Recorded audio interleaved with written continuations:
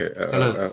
I'd like to welcome you to the session number 4 in the series, series of theories sessions on the theory of AI. That is a theory of artificial intelligence, and also in some sense a theory of architectural intelligence. Most of these sessions are going to be about AI, and most of them are going to be drawing upon some work that I've been working on over the last couple of years, year and a half or so, for a book. And my intention primarily is to put together some of the findings that I have in order to make a discussion. This event grows out of some of the experiences we had over the summer with Digital Futures World, which is continuing. And it grows out in the sense that we discovered that the best way to operate within this medium is to operate as a kind of panel discussion, not as with someone giving a lecture as such, but rather with a kind of debate between different people. So it's drawing upon digital futures, and it's in many ways it's leading into the future of digital futures. So it's in a very literal way. Today we're going to deal with AI and creativity, not looking at the most progressive forms of creativity, the latest forms of creativity. Although I would say that the video I'm showing you now comes out of the workshop for which we had a review yesterday, a workshop led by Daniel Bolajam, where the students were so excited to be able to be working with cycle GANs and style GANs. This is the work of my student Leisure, and it also is feeding into the future of digital futures, in the sense that it's going to be next week. We're going to have on Saturday a really an amazing lineup that includes the guys from SciArc and also Refik Anadol, one of the most extraordinary individuals, I think, in the world of AI today, media art, and individuals who are not just being creative in the sense of expressing their creativity through their work, but they're actually creatively taking forward the discourse, the discipline itself, and inventing new ways of new formats and new ways of thinking about things. And after that, on next Sunday, we will have a session on AI and neuroscience, where Refik will also be joining us, and I hope also Anil Seth, to talk about the extraordinary overlap between recent findings in AI and the recent findings in the world of neuroscience. And in many ways, as I've been commenting in the past few weeks, there is a kind of huge overlap, and both are concerned primarily with the notion of understanding what intelligence itself is. The term artificial is in many ways, I think, problematic. But in any case, it's now the chance to, I think, to begin to explore the possibilities of what a discourse about AI might have to inform the discourse of architecture, but also the discourse of art. And so today I want to look primarily back at some of the kind of historical developments and some of the initial reflections on the concept of creativity, how AI might become creative, or maybe generative, it might be a better term, and how a theory of creativity has evolved, or at least the status of the theory of creativity. An area I would say that is extremely difficult. Anil Seth has made the comment that if there's anywhere it's more difficult than the question of consciousness, it's the question of creativity itself. And I'm not going to attempt to define what creativity is. I simply want to offer a series of reflections on the problematic way in which it's been treated so far. I'm joined here by some absolutely fabulous doctoral candidates on this DDES program. I'm also joined by an astonishing array of talented individuals in themselves, which I'm sure will lead to a great discussion. I just simply want to provoke that discussion with a couple of interventions. I'm joined by Daniel Bolajam, who conducted an extraordinary workshop with my students, and he has a fan club there. Over the last 3 weeks, he's been running a workshop. I'm joined also by Kostas Tezidis, the godfather, as it were, I would say, of computation and AI in architecture. A colleague of mine at Tongji University, and somebody who's very eminent in his own right. He also is running a DDES program at Tongji University. I'm joined also for the first time today by Emmanuel Ko, who's recently just published a book on the first book, I guess it must be, on AI and architecture, published in Singapore. I'm joined by Alessia Eriori, who has been here with us before, again, a pioneer within the field, now professor at the University of Bologna, the famous university where Alberti studied law, and famous for law in its own right. And I'm joined by Matthias Del Campo as well, another pioneer at the University of Michigan, who has been collaborating with the computer science department there, and this week established a center for AI and architecture, which is remarkable in its own right. So we're in a moment when I think things are unfolding. My book will be coming out in October, and it'll be out of date by the time it comes out. That's the nature of the field. I will also be collaborating with Matthias Del Campo on an AD on this issue, and I have to say, which something I mentioned before, that the way in which the area of AI has burst onto the architectural scene is really quite significant. Back in 2018. Matthias was trying to convince Neil Spiller of AD to have an issue on AI, and he was questioning the relevance of it. Eventually, I joined forces with Matthias to try and persuade Neil Spiller, and we managed to do so. But now there's no question this is one of the areas where I think some of the most interesting speculations are going on. But to my mind, what makes this interesting, as I've mentioned before, is not so much the question about what it says about AI, but what it says about human beings, and whether, from a theoretical perspective, we can really start developing a debate about what is intelligence in architecture. And we've had a series of discussions so far about that. We were talking about consciousness in the second class. And we'll go on next week to talk about neuroscience itself. So today's session is going to be loosely about the theme of AI and creativity. I would say possibly more precisely about AI art and creativity, because I'm going to look at some of the background in terms of the developments of the art world, and eventually kind of move on to how it's having an impact on architecture. It'll be largely two-dimensional, the work I'm going to be showing. Anyway, here is the kind of the broader outline of the issues that we're going to address. Next week, as I say, AI and neuroscience, which to my mind is incredibly interesting.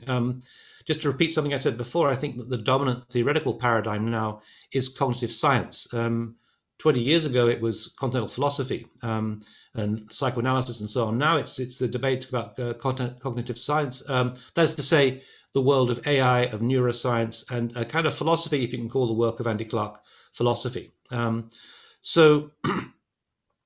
then we're going to deal with architectural design itself, and we have in this discussion panel here some of the great proponents of AI in architecture with us. Likewise, we can move on to the AI in the Office of the Future. We have Wan Yu He here of Gex Cool, who has been instrumental in developing some of the most AI software for the office. And we also don't want to overlook the question of performative design. One of the things you'll see about today's materials is it's largely representational, but the idea of AI coming in to be in terms of performance, I think, is central to that. And I'm delighted we have Theodore with us to talk about that.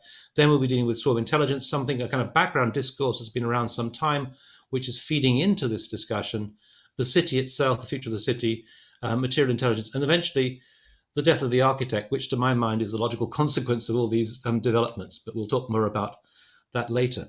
So I want to start with the background question about whether AI can be creative, and that's not so straightforward. In fact, the question about whether it can really be creative is a discussion that's been kind of left hanging in the balance. But let's have a look anyway at some of the background debates that have been there. So I mentioned a couple of weeks ago Ada Lovelace, who has been crucial in the development of the background development, shall we say, of computation. She was collaborating with Babbage, Charles Babbage, who developed the two early kind of proto computers, mechanical machines, and she has been termed the first programmer. Even though she didn't program as such, she at least was able to speculate about the possibility of what programming might be. And of course, famously, Jenny Sabin has recently completed an installation that uses AI, an interactive installation, which is called Ada After, Ada Lovelace. And as the daughter of a very famous poet, Lord Byron, she was no stranger to creativity. It was part of her life, as it were. And she makes these kind of very, in a way, very poetic comments about about what the analytic engine can do. The analytic engine weaves algebraic patterns just as a jacquard loom weaves flowers and leaves. I should mention this is a scene from Doctor Who. Ada Lovelace appeared on Doctor Who fairly recently, and of course we now have the first ever female Doctor Who. But she makes the comment at the same time that it's not able to originate anything. The analytic machine has no pretensions whatsoever to originate anything. It can do whatever we know how to order it to perform. So basically, it does whatever you program it to do.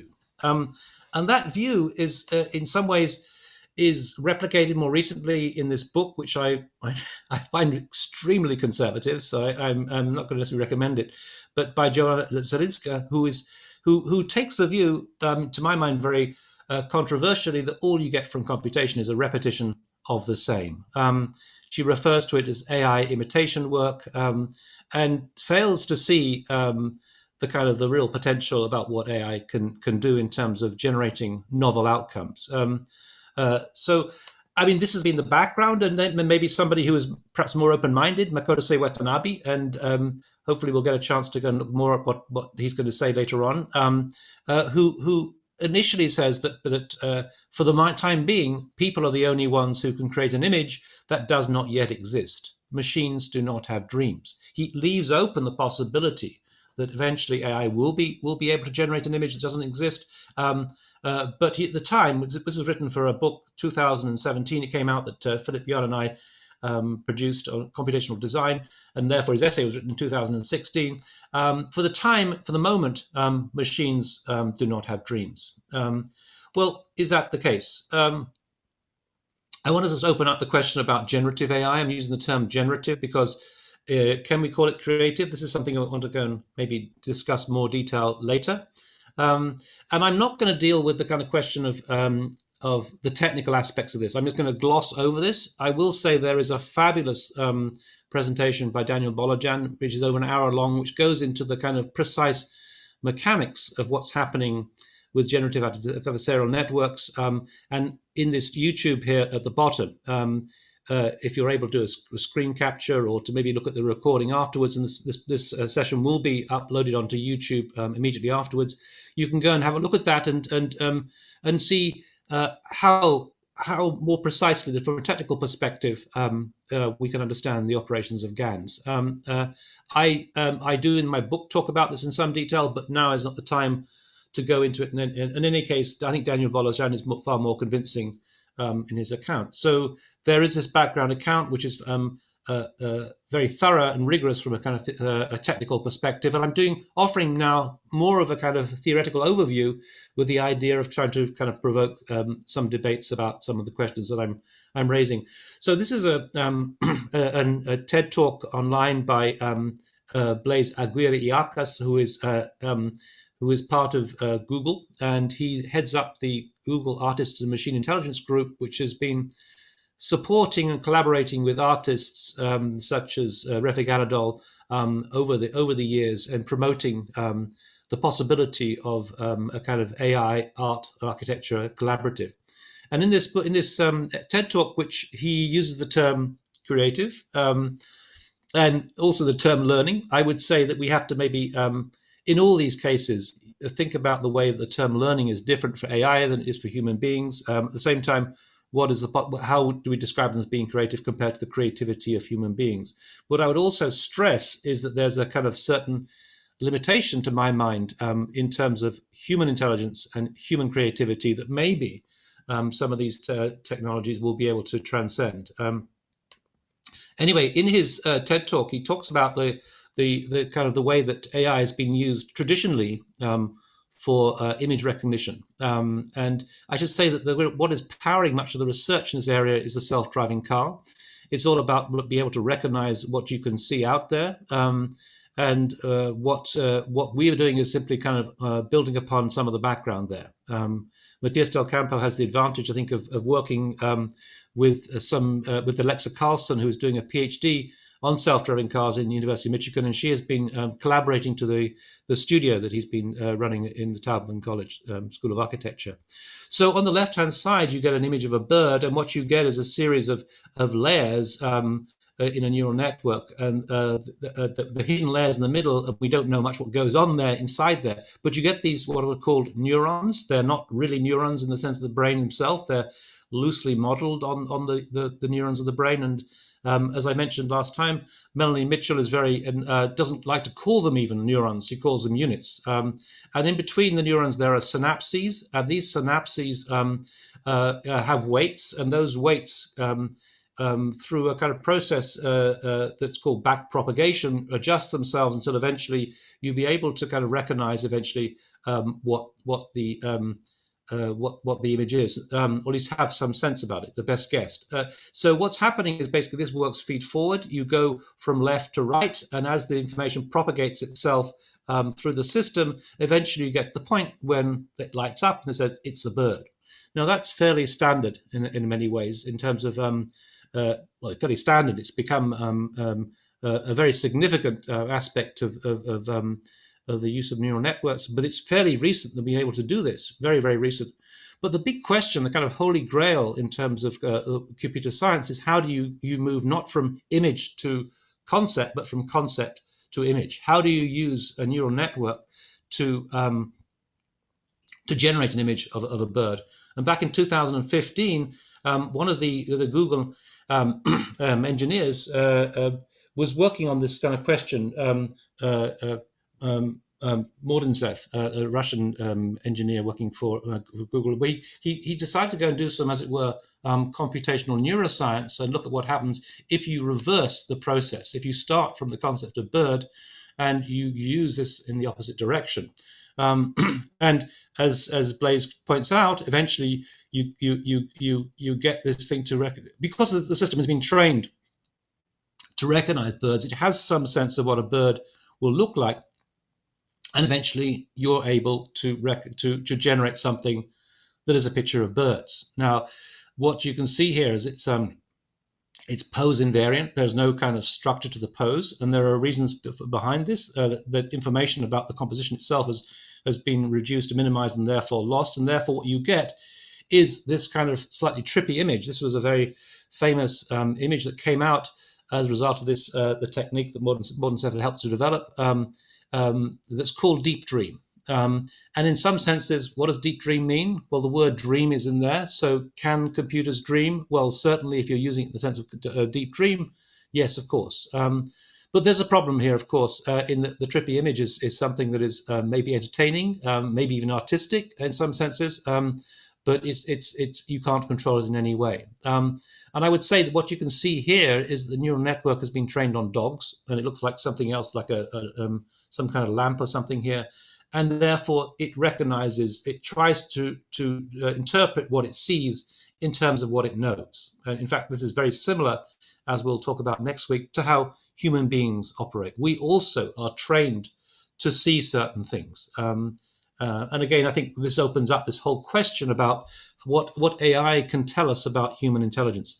To my mind, what is absolutely fascinating about this example, and as a theorist, I'm completely blown away by it, because what it suggests is the process by which we interpret things operates in the opposite direction to the process by which we generate things. Now, as a theorist, this is mind-blowing, absolutely mind-blowing. It kind of helps to explain, perhaps in some way, why theorists tend to be not so creative, and while creative people tend to be not so critical. It's as though there's a kind of critical components in there, and there's also a creative thing. And what you're getting here is operating in this direction is pure kind of generative creativity. Going the other direction in terms of interpreting things, that is theory. So theory, from this perspective, might just appear to be the opposite of creativity or generative capacity. That, to my mind, is really one of the most interesting insights we get coming out of this whole debate. And of course, there are ways in which you can use this as essentially a filter or lens. And we'll talk more about how the brain itself actually operates like a neural network. It's trained to filter and to see things in other things. So this is an example of Zaha seen through the lens of Deep Dream. You can download Deep Dream. You can play with it yourself. It's available on the internet, and it's entertaining to say the least. This is kind of a Van Gogh version. You can see it's a neural network trained on the work of Van Gogh. But the most crucial step, certainly in terms of architects, came with the development of generative adversarial networks. Ian Goodfellow, the person who was responsible for this, and this was actually in 2014, and it's really taken off. The term GAN, generative adversarial network group, there's a whole zoo of different GANs around at the moment now. It's just absolutely proliferated everywhere. This is what makes it so interesting for architects in some sense, in the sense you're able to use a technique that is quite convincing in what it can generate. And I'll simply say that, and again, if you want to go and have further information or just a detailed description of what's going on here in terms of concepts like gradient descent and so on, have a look at Daniel's wonderful lecture that I mentioned before. But what's happening here is you're getting two neural networks that play off against each other. One is a generator, one that generates images, largely as we saw from Deep Dream. It also, you could think about it as the artist, and one is the discriminator, the thing that actually is judging whether it's convinced by it. In a sense, this is like a form of kind of Turing test in some ways, because the discriminator is comparing what has been generated by the generator, by the artist, to a data set of images, and telling whether telling the artist or generator whether it's convinced by them or not. And at a certain point, when it's convinced, it then accepts. So what's happening basically, these two neural networks are playing off against each other and training each other. They're training each other, and eventually you can just operate with one neural network that's been trained in this way and use them to generate images. Again, this kind of begins to me to sort of talk about something that might be going on within human beings and within the kind of the brain itself, in the sense that if you think about what goes on in terms of architectural culture, of how one is taught to design critically. You know, you're a student of architecture, and your professor becomes the kind of critic or the discriminator, and is telling you it's not good enough until you reach the point when you know how to how to design architecture, and then you're released into the world in some sense. At the same time, I think you can also see the model of this kind of play of creativity or generative capacity against criticality being played out with the critic. I mean, the critic has to become has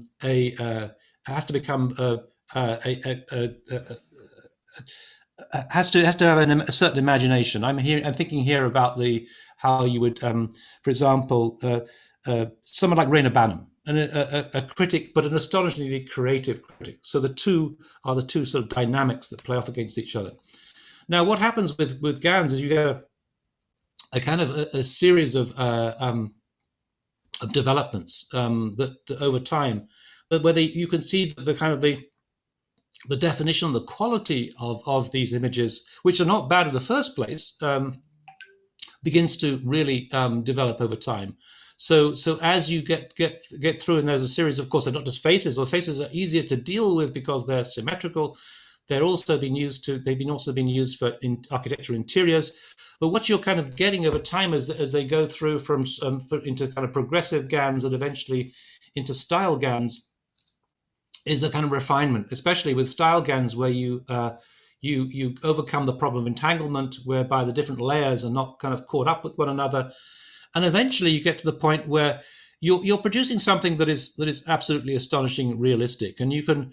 If you go online, there's a website called "This Person Does Not Exist," and you can just click on that, and you can see the kind of the images that have been generated. And here we have a few examples of this style GAN images that have been generated computationally. And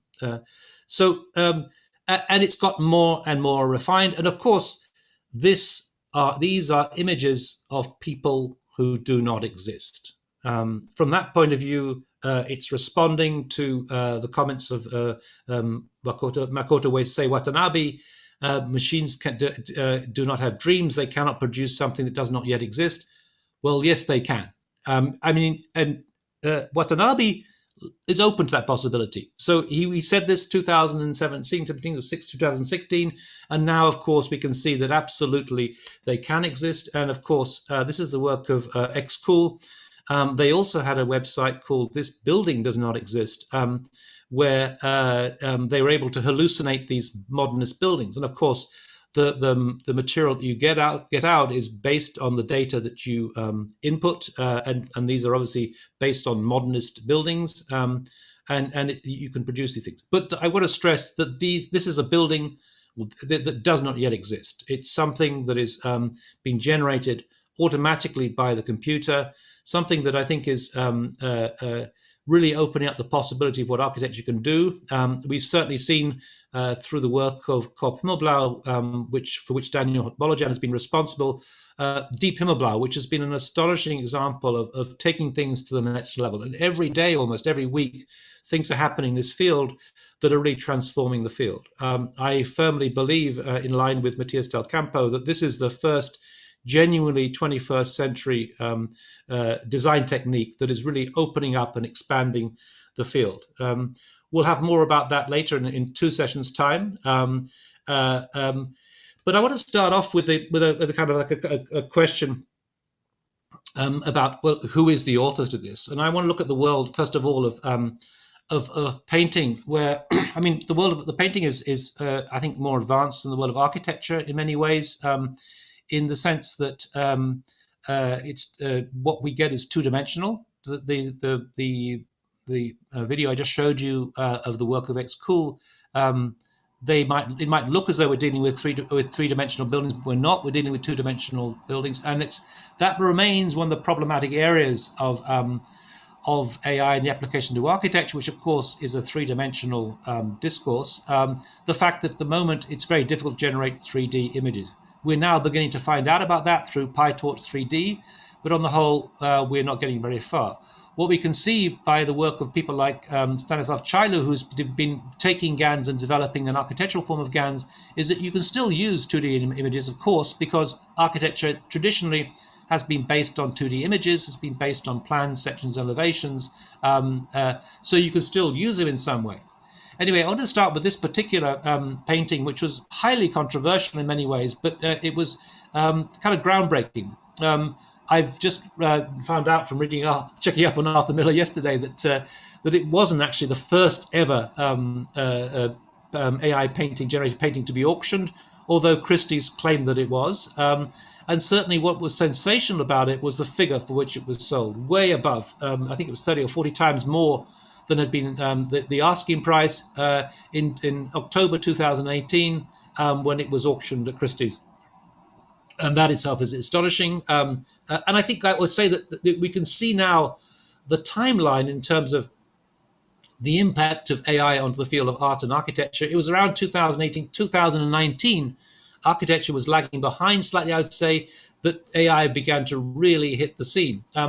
But the most controversial aspect about this is that it was produced by a Paris-based art collective called Obvious, the name of the painting, Edmond de Bellamy, but they used someone else's code.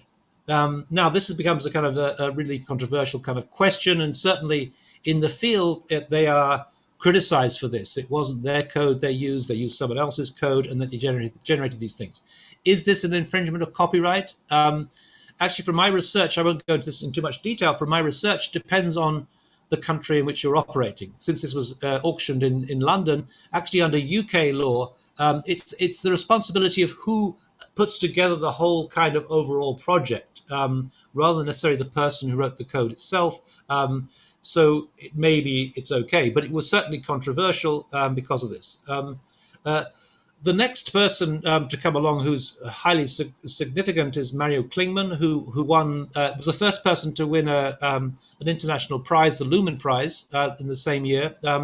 And Mario Klingman, actually, interestingly, he auctioned one of his paintings, what it is, well, I guess you call them paintings, artwork, should we say, memories of passerby, and didn't manage to attract anywhere near the same funding.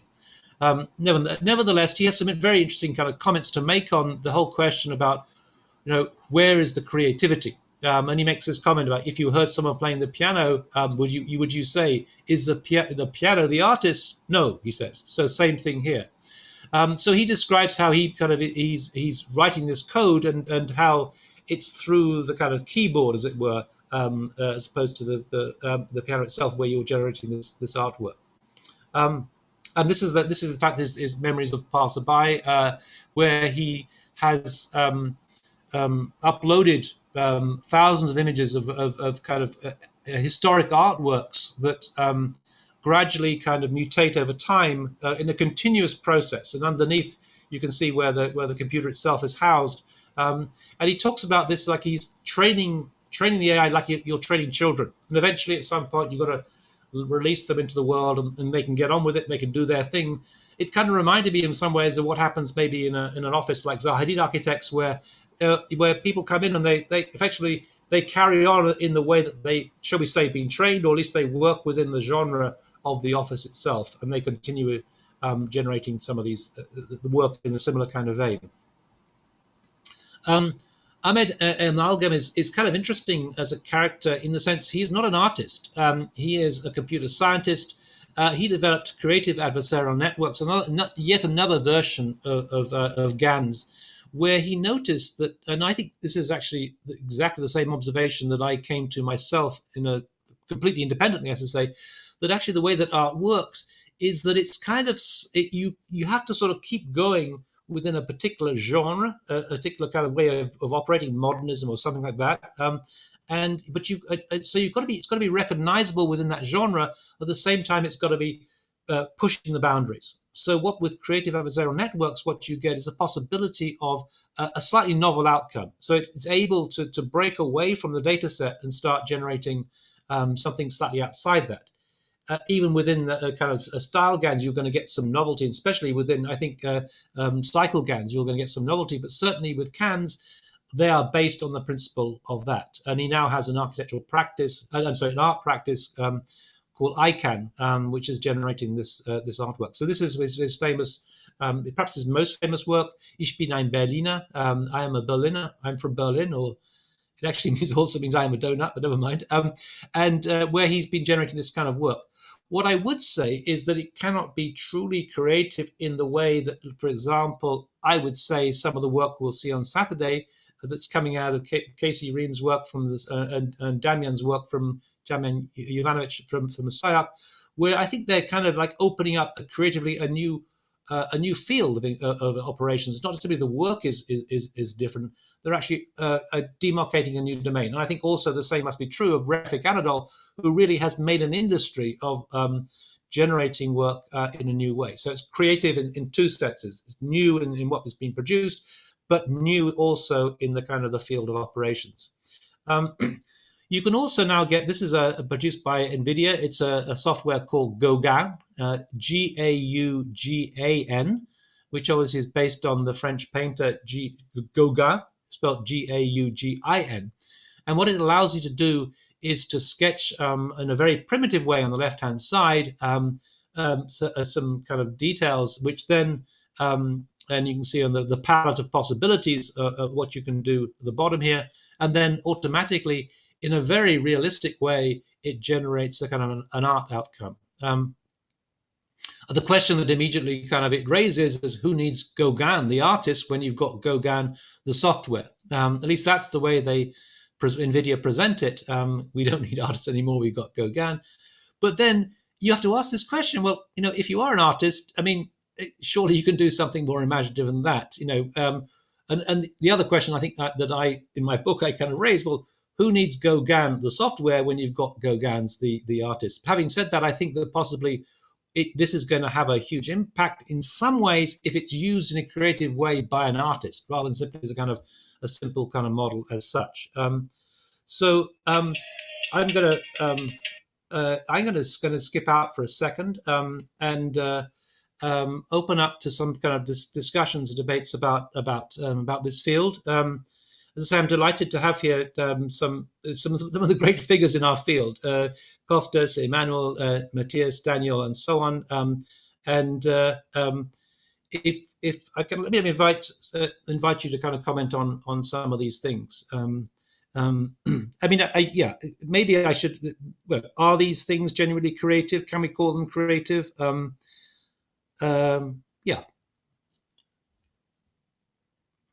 I mean, Daniel, maybe I could just kind of ask you because you've been working with cycle GANs in particular that are able to, I think, generate novelty more so than style GANs. To what extent would you say that GANs can be kind of creative? So I think we have to first define like creativity, and then maybe different types of creativity that are there, because in that context, in a way, will make sense why I'm saying that I think CycleGAN it's a bit more creative than StyleGAN, for example. Yeah. So I mean, I think the dictionary describes in a way creativity as almost like a sort of ability to use skill and imagination to produce something new. Yeah, I think that's mostly the general definition of creativity. But I think we can also maybe think of different levels or different types of creativity. And I think this is mostly defined, if I remember correctly, I think it's defined by Demis Hassabis, who's also the creator of Deep Dream, not Deep Dream, Deep Mind and AlphaGo. So here, in a way, when we say three different types, so we have, for example, one type of creativity that's mostly based on interpolation. So what that means is almost that you can imagine that what we have here, we give, let's say, 3 examples or 4 examples to a network. And then those 4 examples, let's say they are within a specific topic and they are contained, let's say, by a specific, in a way, task. So to create something new, then what you can do, you can easily just interpolate. Yeah. Interpolation is a sort of like then averaging, between these 3 examples. And you can imagine that you have, let's say, 3, 4 these kind of examples. And then if you average them out in the middle, probably you get to something that is completely new. Yeah. So it's still within this domain defined by the 3 or 4 examples. But when you average it out, probably you get something completely new. Yeah. So it's a sort of form then of creativity that mostly is based on interpolation. Now, a higher, let's say, level of creativity will be extrapolation, meaning that so it's not only that we give those examples and we have a network averaging or giving us this kind of like in between result that is defined by the examples, but it's creating something that it's outside in a way of those examples that you are defining. It's outside of that boundary defined by the examples. Yeah. So personally, I see in a way interpolation probably is something that happens, let's say, in style GANs. So style GANs, they are very, very good at learning the representation of the data that you give. But you cannot really say necessarily that they are going outside of that data set and they are able to generate completely new outside of the data set, example. Yeah, they are extremely good at interpolating. But CycleGAN, I think you have a larger potential in a way to go towards extrapolation only because of that idea. And I think also AlphaGo probably shows the same kind of idea. Yeah. So AlphaGo, I think it's also an example of extrapolation where you go in a way outside of the rule sets, let's say, that are defined by the example that you give to the network. Now, at the other level, and probably the hardest level of creativity probably will be like genuine invention, let's say. And that will be like you have an AI that is really going outside the box that you're defining and also outside, let's say, completely outside the topic. Yeah. So that's something completely new, let's say, informing in a way that it's outside, this domain or box that we are defining, So, I mean, we can look in a way at machine creativity, and we can pretty much say that neural networks, like I was mentioning with StyleGAN, neural networks, they are very, very good at interpolation, because they are this kind of very massive statistical machines, yeah, and they are very good at averaging things out and spotting, in a way, patterns in data, yeah. So like I was saying before, so AlphaGo like systems, they are getting very good also at extrapolation. Yeah, they are not just interpolating; they are finding new things beyond the boundary, let's say, of what even human designer knew about, but still within a sort of generalized or general context, let's say. Yeah. So they are outside of what we gave those networks. Yeah, AlphaGo. So I think the true invention then, in a sense of you're going completely outside of the task of the topic that you're defining and what you as human know and give to the network, it's something that we still don't have yet. Yeah. So it's something that I think there are a lot of like leading researchers that are really cutting edge and trying to figure out this. But I think probably what we are missing then from all this process are these kind of concepts of a machine that is able to understand concepts, for example, a machine that's able to understand abstractions, like abstract thinking, a machine that's able to think in analogies, like reasoning by analogy, memory systems, or imagination. Yeah, and imagination is one of the very crucial things, because that's mostly also part of the definition of creativity. Yeah? So if we look again at the general definition of creativity, you are looking in a way at the ability to use skills and imagination to create something new. Yeah. So imagination, then the machines, are they really able to imaginate right now? Yeah. So I think there are already like I think in 2008 there was already a GAN called generative query model, I think, or something like that. So in that instance, for example, what you'll do, you'll test in a way if the machine it's really it's able to imaginate. Yeah. So for example, there was a research done on this topic in special for people with Alzheimer, because they understood in a way that the ability for people, or where the ability to imaginate resides in the brain, let's say. Yeah. And they were looking in a way at people that have this I think hippocampus region of the brain that was damaged, but the rest of the brain was intact. And they were trying to test if those people, if they are able actually to imagine. So those patients, they were presented with this kind of idea of, imagine that you are on a beach and super interesting landscape and so on. Yeah. And they were asking in a way the patients to really try to describe the scene that they are seeing and the details and so on. Yeah. And what it happened that they had actually a very hard time to put everything together in a very coherent way. Yeah. So they were thinking that probably that's where the imagination comes into play. So you can imagine that then imagination is almost like a sort of way of you're just giving a few ideas, and then you as a human or your brain, it's able to process in a way the entire scene based on those few ideas, let's say, or those few images. Yeah. So generative query networks, I think they are doing exactly that. For example, you just input a few shots, let's say still shots, 2D still shots of a scene, and then you're asking the network to actually imagine the entire 3D scene. Yeah. So that's actually a very amazing thing. And unfortunately, yeah, there are this type of networks. We are not really talking that much about them, although I think they are very, very creative in that sense, because they are really able to imagine. Yeah, they are really able to imagine something that is outside of the data set. They are not really bound, let's say, to the data set that you input. Yeah. So yeah, these are like just a few mentions. Then probably I'm just going to stop here and allow others to also contribute. But I think these three types of creativity, I think that it's important for us to distinguish between them. Yeah. So interpolation is mostly what the machines are really good at. They are just this kind of statistical machines that are very good at averaging.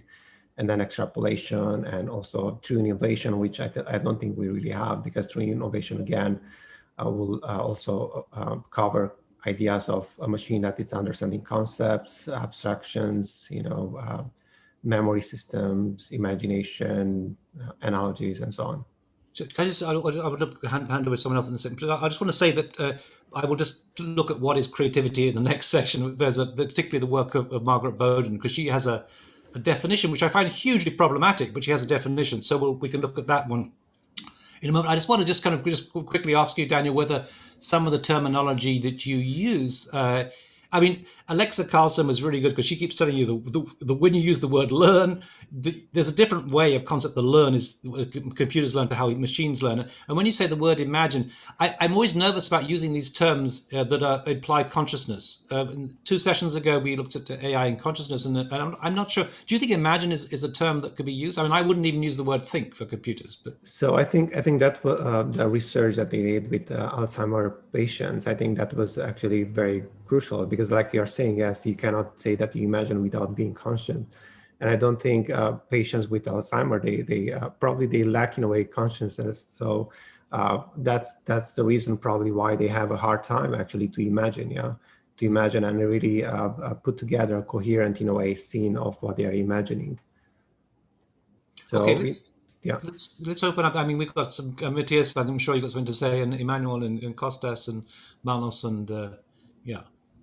Just a quick question of clarification, Neil, because you mentioned it before. Are we talking here today about artificial intelligence in general or creativity? Both. Okay, Both. good.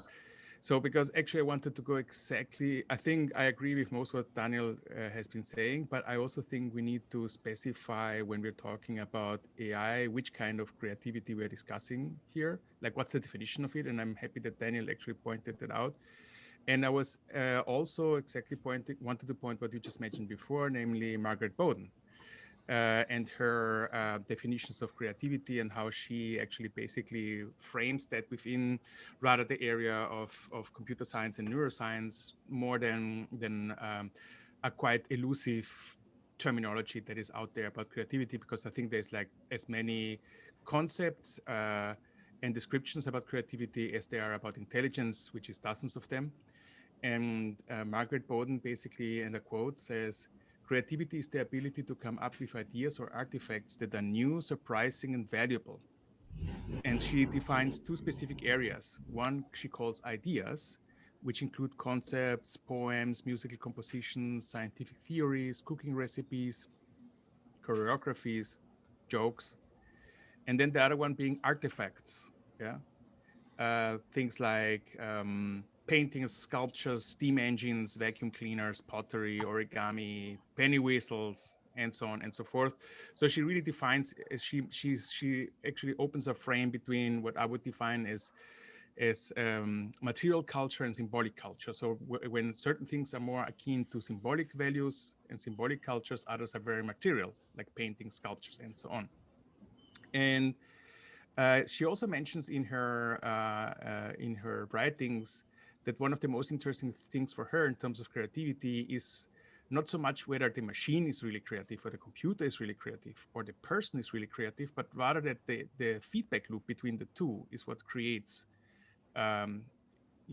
interesting, provocative results. And this is something that I think is quite interesting. When I started working with neural networks, I was completely convinced that you can basically teach a neural network everything and it's going to somehow spit out interesting results. But I really quickly figured out that there is an additional player, which is myself. First of all, in what kind of data am I putting it to achieve some sort of creative results is very, very crucial. Nothing comes from nothing. Yeah. And then the other one being myself at the end of the process, interpreting the results and very deliberately saying, oh, that's an image I can do something with. And no, this is not that interesting. So I'm actually inducing my own creativity in the selection of the results and how I continue working with them. So there's this one. And then again, to what I just said about nothing comes from nothing. If you look at the work, either from Eric Anadol or Mario Klingemann, or also Sophia Crespo, and so on, like neural artists and I think this is an interesting term, by the way, neural art. They are very deliberate in what kind of information they're inputting into the system to get any sort of creative, with a lot of question marks, result. If you look into Mario Klingemann's work, anyone who has a little bit of knowledge of art history will recognize elements that are familiar. And here we are with things of defamiliarization and familiar aspects. And what the machines can do really well is take information that is existing and converting it and defamiliarizing them in a specific way that it provokes ourselves to see something in them. So Mario Klingemann's work is still recognizable as there's eyes, there's noses, there's faces, they're weirdly contorted and so on. They have this almost, they have a very surreal quality to them. But it's really bizarre how their outputs are. And if you look into general outputs from deep dreaming and so on, which basically are doing something similar, they still provoke us to see something in them. And the reason for that is, I think Daniel also mentioned it briefly, but I think I'll repeat that, is that all these neural networks basically pick up on knowledge from neuroscience about how our brain can produce drug-induced psychedelic dreams. So we have a basic understanding of what drugs do to our brain, and how it starts to change perception. And because we are able to transform those into mathematical concepts, we're able to somehow mimic those in our computational environment. It does not mean that that's exactly how it works, by the way. It's just a sort of inspiration to create a machine that in weird ways can replicate things that happen in our imagination. And those might be creative, by the way. So this is like an unconscious way of creativity. In that our brain is putting things together that maybe don't belong together, maybe misfirings in our neurons, maybe weird deposited memories. As we don't know really how our brain really operates, we cannot say for sure. But I think that the neural networks are sort of a speculation on how our brain operates, and thus maybe also a speculation on our own creativity, rather than a synthetic one. Yeah, there was just a comment. And I want to hear from the others, but just say that I was in discussion with Daniel Seth recently because he uses Deep Dream, of course, to look at how predictive perception works. I mean, his TED talk is all about that, right?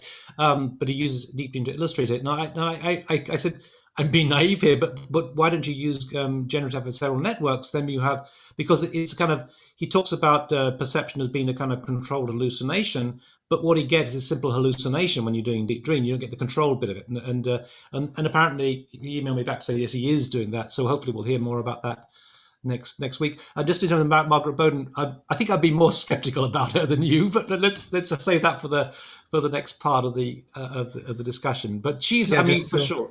Go just ahead. to touch a bit on idea of memory, Matthias, I think you started to touch a bit on idea of memory towards the end. So also memory, we have to see memory as a sort of a reconstructive process. We should not think of memory as a sort of videotape recording and then we are just playing out the videotape.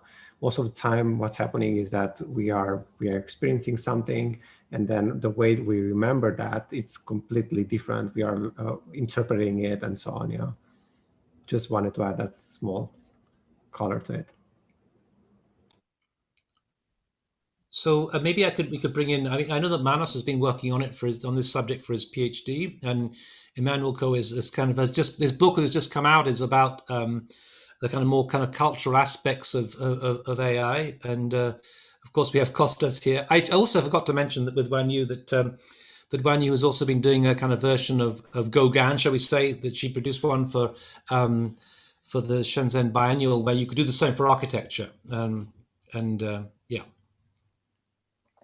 Yes. I think I would like to say something in response to some of the topics that you mentioned, like the Lovelace, right? I find it quite interesting because, in fact, and also in response to some of the things mentioned in the chat box about what is creativity. So rather than going to the Bolton way of understanding that 3 ways of creativity, which Neil is going to cover anyway later on, I thought it might be interesting to kind of step back to look at the test, right? So in 1950, we have the Turing test, but in fact, there's this ongoing testing. So 1950 Turing test, and then 1991, you have the total Turing test.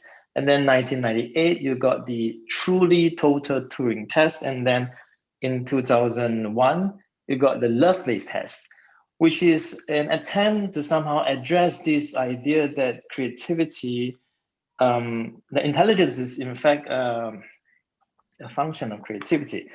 And the latest version that is still named under this Lovelace is Lovelace 2.0 by Mark Ride, where he tried to somehow define. So we know the problem with the Turing test is that it turns out to be a kind of a trickery test, right? So if you can't guess if it's a machine or not, then you win. And we do know that there are there's been basically researchers trying to trick the machine, but we're not actually addressing the issue of intelligence.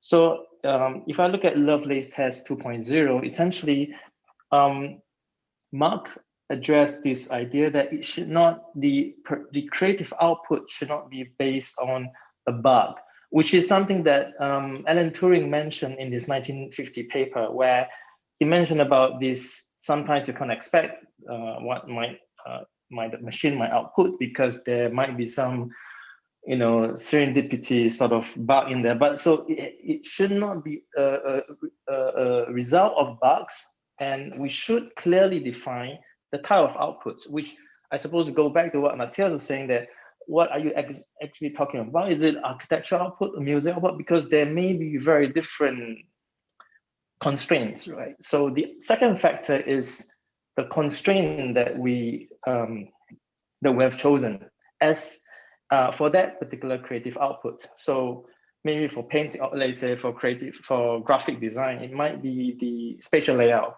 of the copy space, right? And the part about the Lovelace test 2.0 is that the inclusion, which is something I actually disagree, the inclusion of a human referee to say that, okay, given the time and resource that one has, this should be realistic for a human creator. So then we kind of got stuck in this human-centric way of understanding creativity, which is, I find it quite problematic as well. So, and the other thing I find really interesting is the, Neil mentioned about who is the author. I don't know, have you read the book, The Authorship, from Princeton? Well, a year ago, not very recent, I think sometime early last year, where Eisenman was trying to reframe this as authority, disciplinary authority of the architect, whereas Antoine Bicon was kind of swapping it for ownership. So the idea of who owns the creative contribution. And he went on to talk about, it's really about restructuring the whole architecture practice. I think it's really problematic. And then I remember this really interesting phrase that he said, Zaha Hadid is a hive, because it is basically a brand, and then there are many people working behind it, but somehow architecture couldn't, we still like this idea of this creative genius, right? Where, this inspiring genius, but it's problematic. And the idea is to somehow sustain architectural creativity is by recognizing that it is a collective creativity, which I find quite interesting. Maybe it might relate to your later lecture on some intelligence, I think. Yeah. At a high level, rather than talking about GANs, or for me, autoregressive models are really interesting, which I work a bit more. A few months ago, I gave a lecture. I had panel discussion, right, with Cristobal from Runway ML. So I was talking about this idea about hiding, right? If you think about the GAN is about hiding, kind of not letting the discriminator or the generator to see each other. So conceptually, this idea of hiding and verification. If you think about autoregressive models, such as Pixel CNN, it has the same concept of hiding the predecessor in order to then generate the kind of probabilities from the previous steps, in that case, pixels. So might be kind of interesting then, rather than being kind of get stuck with this. I'm sure once another model appear, we won't be talking about GAN again, right? But until that day happens, we still be talking about that. But it will be quite useful to kind of zoom out a bit, I think. Yeah. Wanyu, did I hear you saying something? Not really in general, because I heard I'm listening. I think everyone says pretty good in this. Yeah, we are still practicing and testing different options or possibilities. I don't think there's a very clear conclusion from my side, but we need to carefully use all those deep learning technology, or let's say AI technology. They are just technology. We need to understand how to use it. And some of those technologies can only solve a single issue compared with our complex of the design. So from our practice, we think it cannot be just one model. It should be multi-model, even multi-conditions of models combined together to solve one or two issues. So yeah, this is all I want to add it on. Maybe, I don't know, Manos or Costas. I know that Manos has been thinking about these things a lot. It's part of his PhD, and Costas inevitably has been thinking about things. I'm very interested in the philosophical dimension of AI, and and everything was very impressive. I like all this stuff, but again, they're images, and I think it's more important to look into what they are as opposed to what they look like. And I think we're all suffering from the famous kind of definitional syndrome. We have to define the words, I mean, from the beginning, because otherwise we're just talking about something else. And we get trapped sometimes into saying the same thing over and over and over. We're talking about something and looking the wrong direction when the thing is right in front of you. So again, you were talking about last time the word, you talk about the conversation we had once with Wanyu and with some people there about the cookie, and I was talking about the cookie being something that you see it now and then you don't see it, and if I take it out of view, it doesn't mean it doesn't exist. It means that you just not see it. So what you're seeing is a little bit of an illusion. It appears to be in a way, but it doesn't mean that it is. It's a difference between the existence of something, the ontological existence of something versus its visual appearance of it. And that's very important, because then you get to understand the essence of something, and then from there you can start building a whole theory. And this is I think a DDES, which is a PhD in a way, so it's a philosophical investigation. And it's very interesting to have the people start thinking about what these things are, because we have to create new knowledge. And creating new knowledge involves you understanding something and building on top of a previous thing, so that you add up on and on and on and on. So again, back to the cookie story, the cookie is a manifestation of sweetness. It's not sweetness itself, okay? Sweetness is more like the molecules of the cookie, maybe, or maybe it's in your mind that you think it's sweet because you're looking. So the cookie itself is not sweetness. And I think the same problem happens here with all of the concepts that we're talking about. They're all manifestations of AI. They're not AI itself, okay?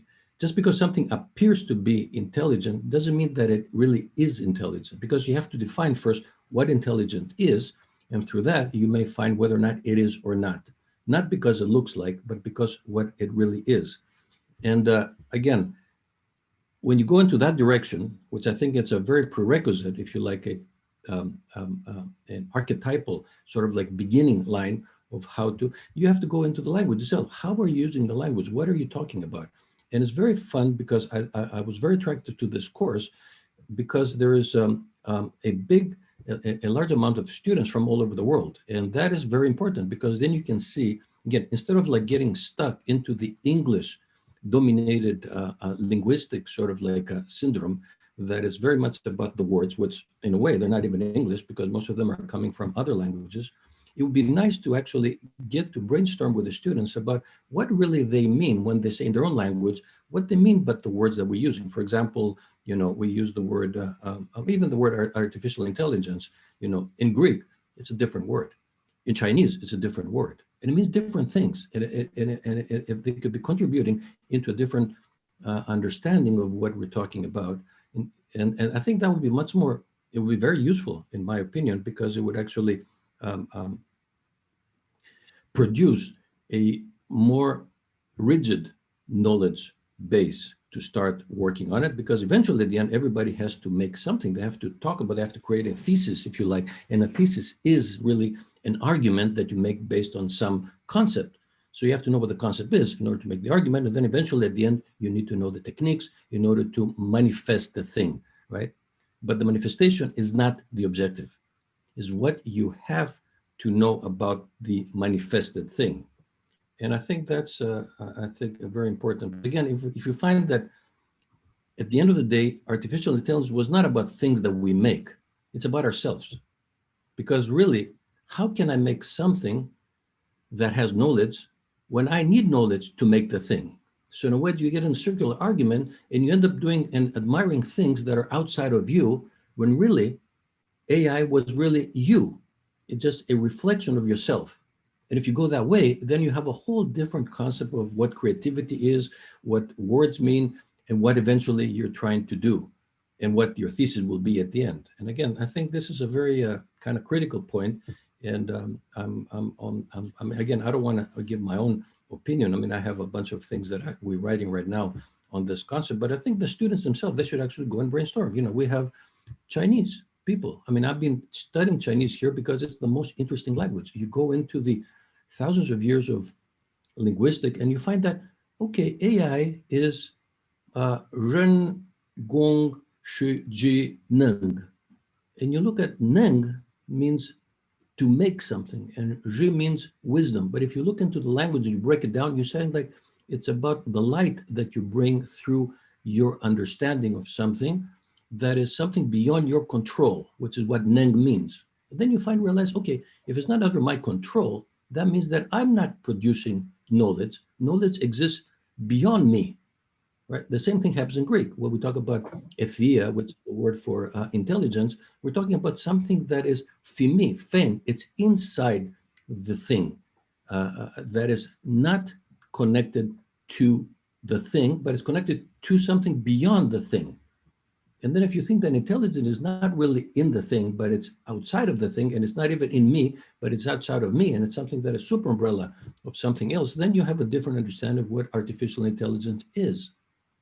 And that's, I think, very important in my opinion. And that's why I like your course, because the philosophical dimension is my interest. Absolutely. No, I completely agree. Just to say, I mean, I also have a background in the ancient Greek. I studied at school, and Plato. Like, I mean, just to say, there's and Latin.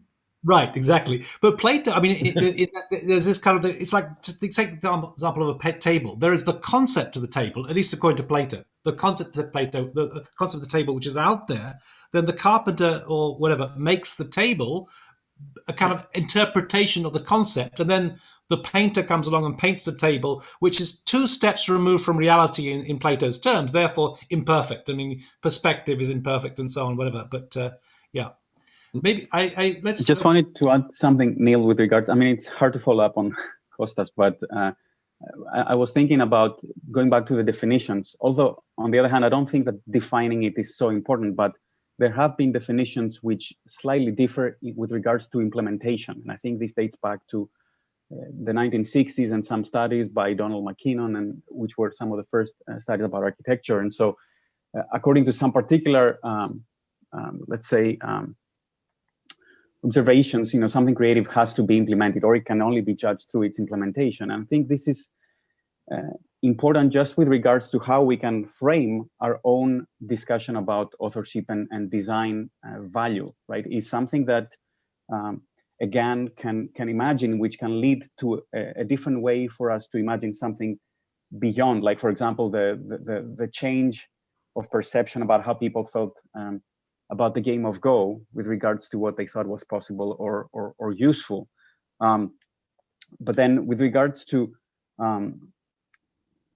let's say, creating or somehow assuming some corporeality to a valuable design intent, you know, how important is that?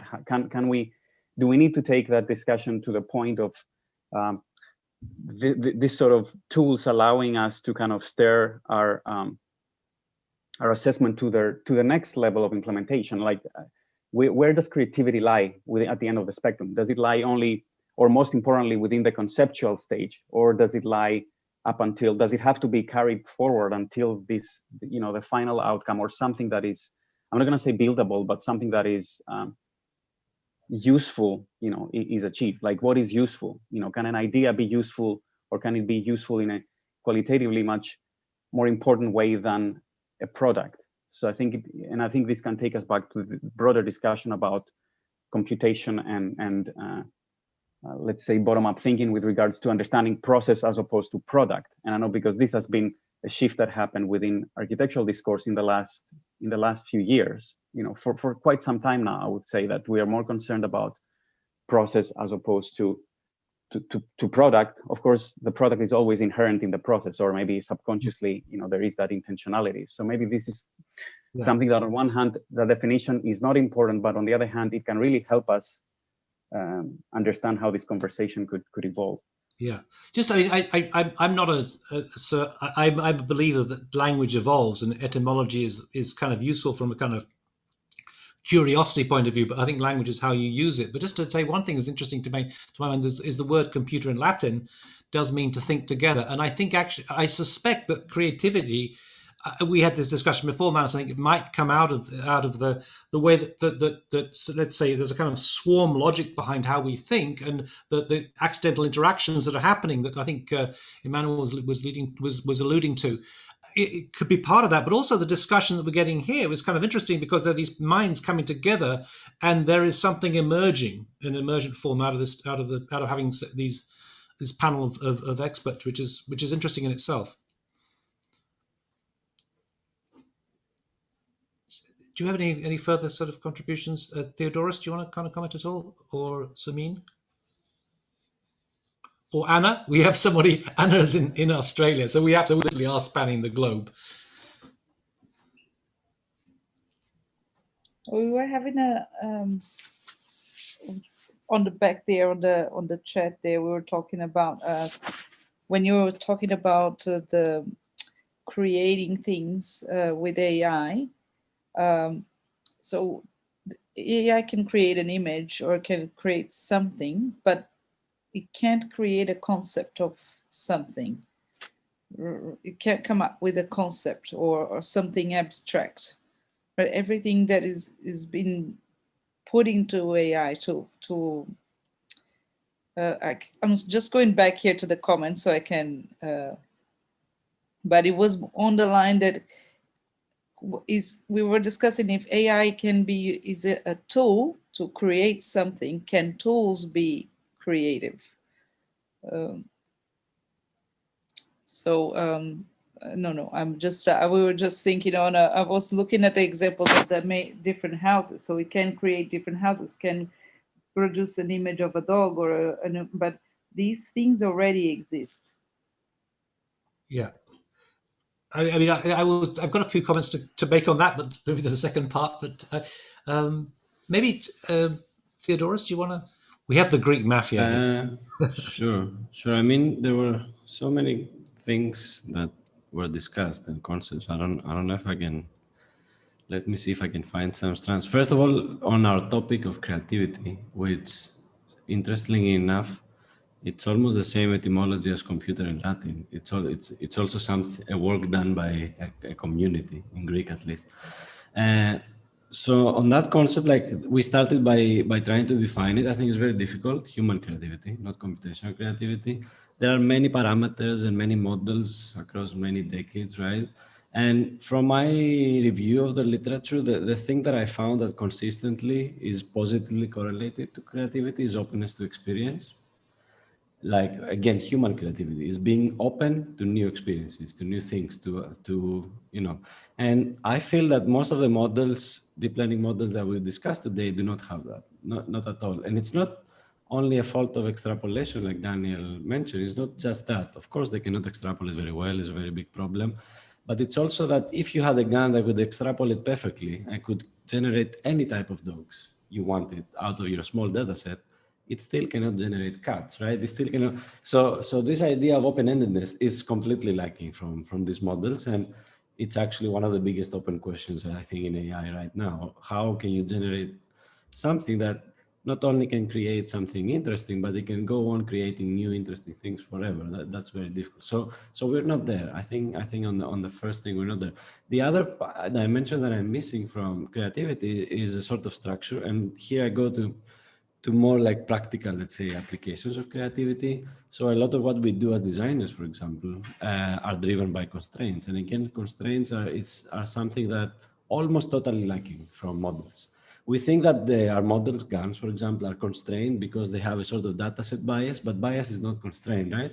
Constraint is something like saying, okay, generate these designs, but with this characteristic at this value, you know, at this range, with this sort of structural maybe aspect, you know, not just color and style, but also, you know, other things. For example, if you're generating a molecule, give me a molecule that is, you know, that is an actual realistic, you know, the connections between it are realistic, the locations of the atoms of the molecule.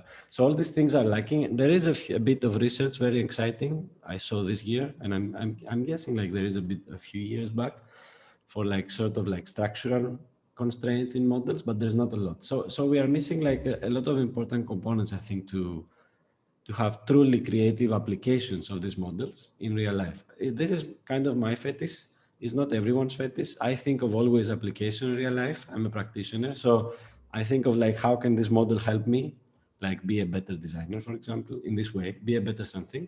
So, and I don't see this very yet being very, let's say, impactful in that sense. Of course, there are a lot of, and now I'm going to go to the art community that I'm trying to follow lately, and this is the art AI community, let's say. And what I see there is they have a different critique, which really surprised me. First of all, they are incredibly technically efficient. I feel like almost stupid every time I see their discussions about models. Like I don't, you know, they are very proficient, sorry, not efficient.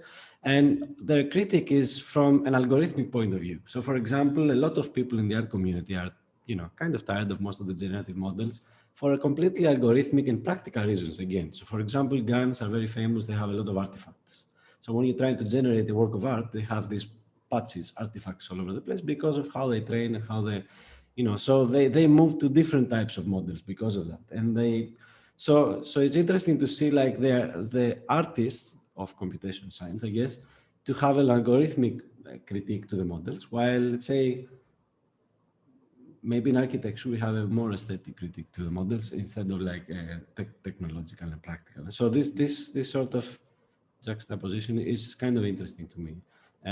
So yeah, that's and so yeah, I think my whole point about creativity is that we are not there, but we can look in the past to find some very interesting techniques. My hunch, which doesn't mean much probably, but it's mine, so I will share it, is that it's gonna come from us going a few steps back to evolutionary thinking and processes. That's how we will approach open-ended processes. I'm very excited about the work being done by Kenneth Stanley and Jeff Kloon and others in OpenAI, where they are trying to understand how to do what I said, like generate algorithms that create new problems, and they try to solve them, and then they create a new problem and solve them. So continuously, this kind of meta learning and continuous learning, I think that's the future.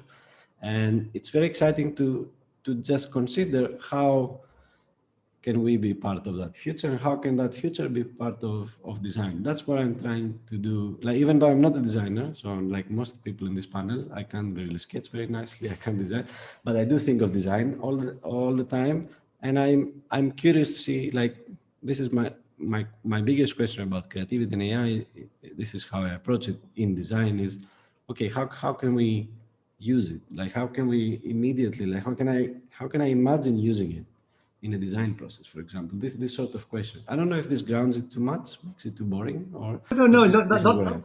it's not at all boring, and it's actually super interesting. And the debate. I just want to chip in something here. I've got a friend who's a chip designer, Alistair, in Cambridge, in England, and we have these conversations about design. But his concept of design is so different to my concept of design. I mean, to design a chip, it's not really about aesthetics at all. It's got to be neat, perhaps, and it's got to be put together. So I think, in a way, that's the challenge in some senses to how do you approach design or creativity from these different domains. At the same time, I think in terms of some collective thing, this is what's interesting. I think this debate is producing something. We're getting a bit further perhaps by having this debate. Any further comments? I want to move on at some point, but let's see. Sorry, Neil, just quickly. Just a short thing, a response to Costa, Theodore's, and Manos discussion. It's rather a provocation, and I'm just curious to see what they would say about this. Because basically speaking, I was thinking about whether creativity is an idealist concept or a realist materialist concept. Because if we take the, let's say, realist version of this, then it would mean we have to find objective criteria to assess what creativity is, which I personally, and this is my opinion now, I don't think that an objective criterion for creativity exists. Like, for example, the creativity of an accountant doesn't open up to me at all. Yeah, but there's certainly creative tax accountants. Yeah.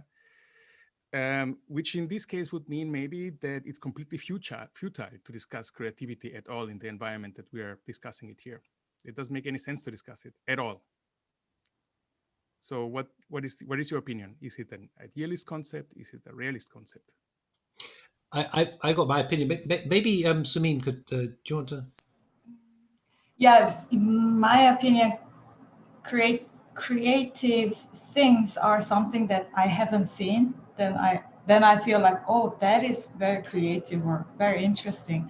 And I think AI does that quite well. And famous example is the Atari game from Google, DeepMind. Yeah, and I also shared a link on the chat where there is like some AI characters trying to find solutions in a game, and they find really interesting solutions like we as a person gamers will never really try. For example, they are like trying to find certain gaps in the wall and where the physical obstacles are not really playing, and then they find that kind of like invisible moments that human will never really try. I think that's really creative, and I think by observing that kind of like thinking processes, maybe it can inspire human to find better solutions in our own tasks, such as design tasks, if it's architects or artists, but maybe there will be a lot of different solutions that human can get inspired. And I think fundamentally the creativity is in human minds anyways, because we are the ones who set up the agenda, set up the framework, and understand what are the goals of certain different tasks. And we are using AIs and computer powers as tools to help us to be more creative, I think.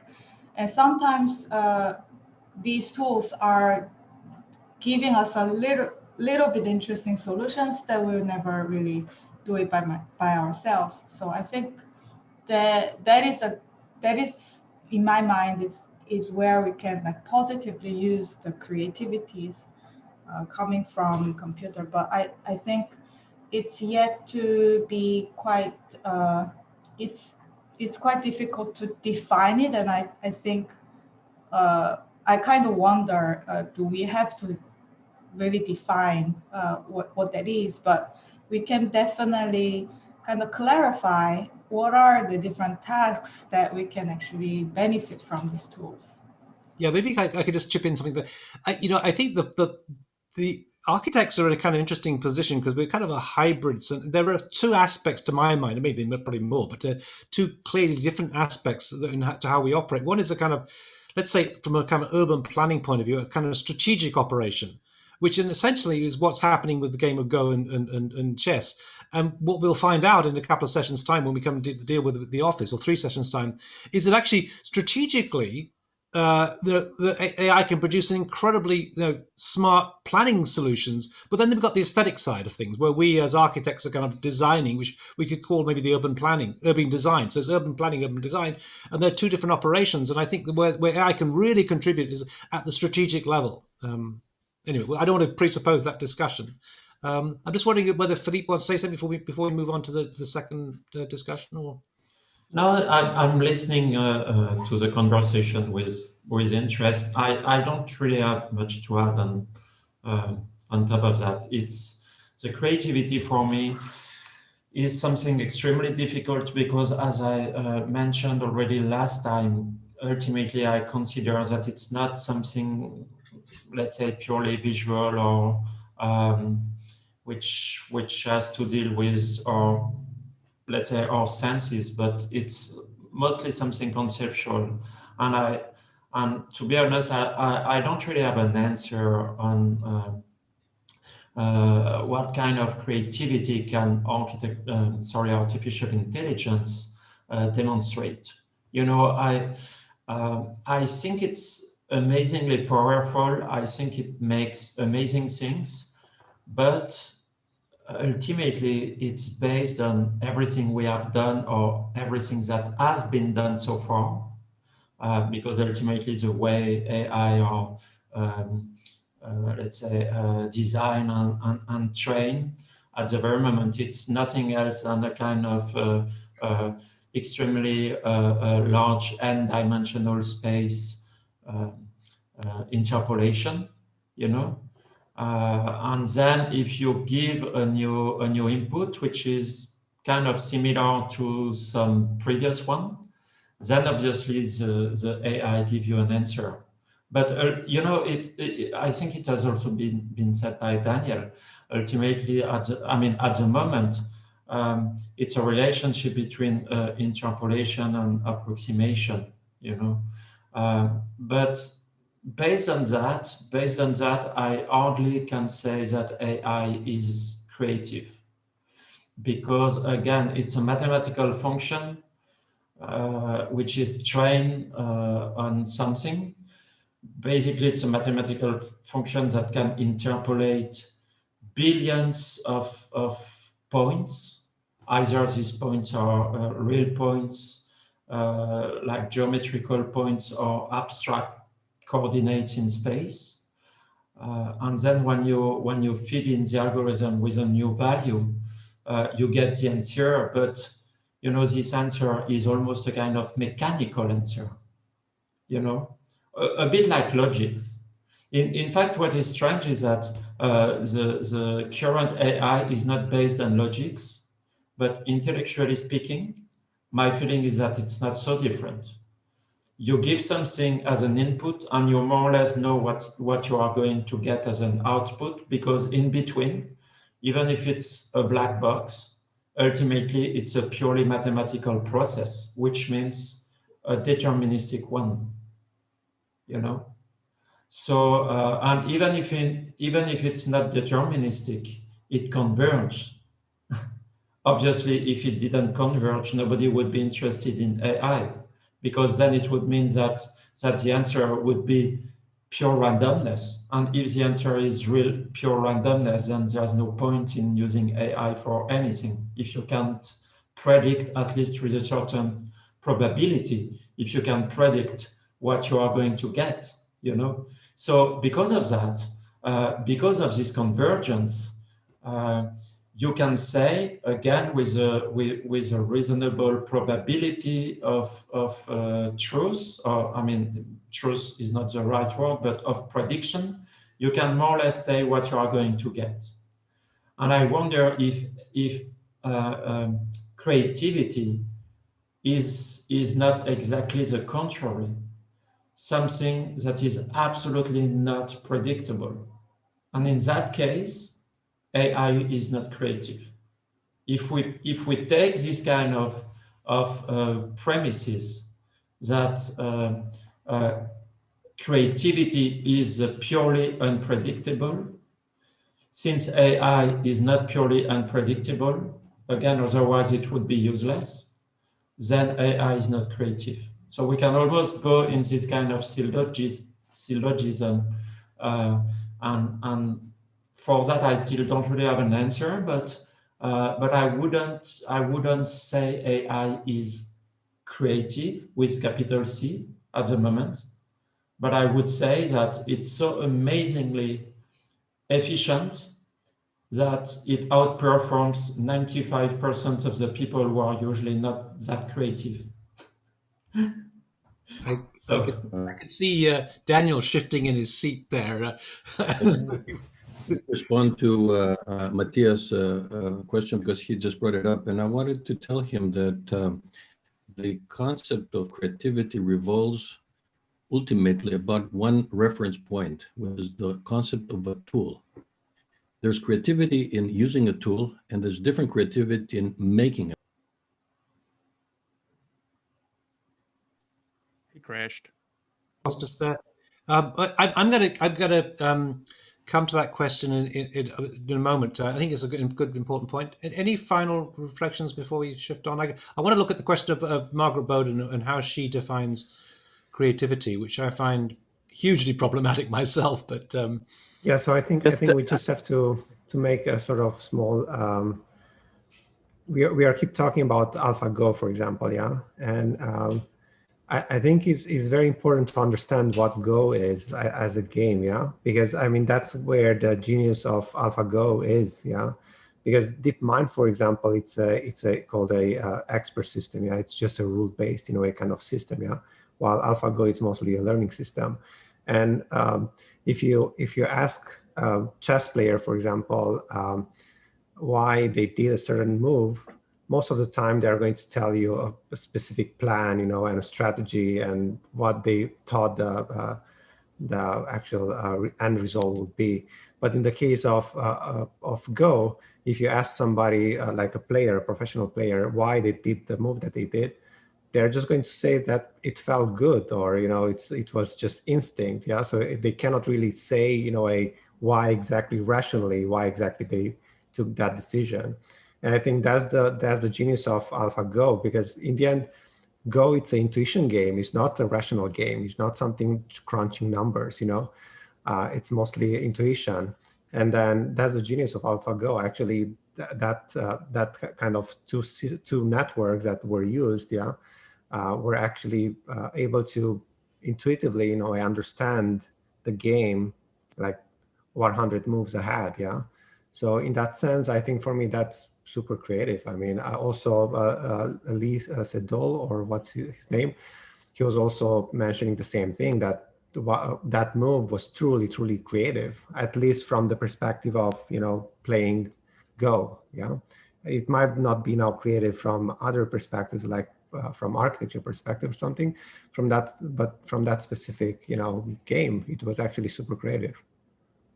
Although I just would say here that even within chess, there have been a lot of accounts of really very creative moments. Like Kasparov distinguished this, you know, at some point when he was talking about, for example, Mikhail Tal, who was considered one of the most creative chess players around. And Kasparov's comment was talking about the inability, even, you know, even without, let's say, or in spite of, let's say, the intentionality to kind of stay very focused and follow a particular strategy and set of tactics, that the human mind, unlike you know, a machine, would have to start wandering at some point. And this, of course, he's arguing that this can be both a weakness because of other kind of psychological bias and other factors, but as well as a very important strength. And of course, this is, you know, this goes back to the more general discussion about let's say, differences between human and machine cognition. Ultimately, of course, Kasparov arguing that you know, augmented intelligence, which would kind kind of come out of this extended collaboration with new kind of, which has been, I think, already implemented with a new kind of chess learning models, which follow a more of an ML approach, is the way to go. Like this kind of something that was interested within his discussion was that he was comparing different combinations of having human intuition combined with weak machine and a good process, as opposed to human intuition combined with a very strong machine and a weak process. And at the end of the day, I think one of the conclusions was that the process is very important. The fact that there is a very well orchestrated process to connect those two kind of cognitions, like the artificial and the human one.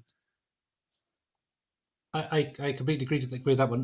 I mean, I would just add that of course we don't know in the hidden layers of a neural network what the hell's going on either. So you've got two black boxes: the human intuition, and then the kind of, all we know is that deep learning seems to work. And I think the kind of the translation app things are just astonishing that they do work.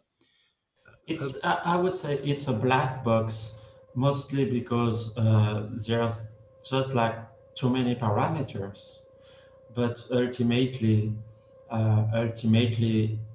if we, I mean, a machine, you know, it's a discrete state machine, a computer, and because of that, we are in theory perfectly able to say at each state what is the state of the machine, and because of that, it's not a black box. So I agree that on a practical level, it's definitely a black box. But on a theoretical level, it's not.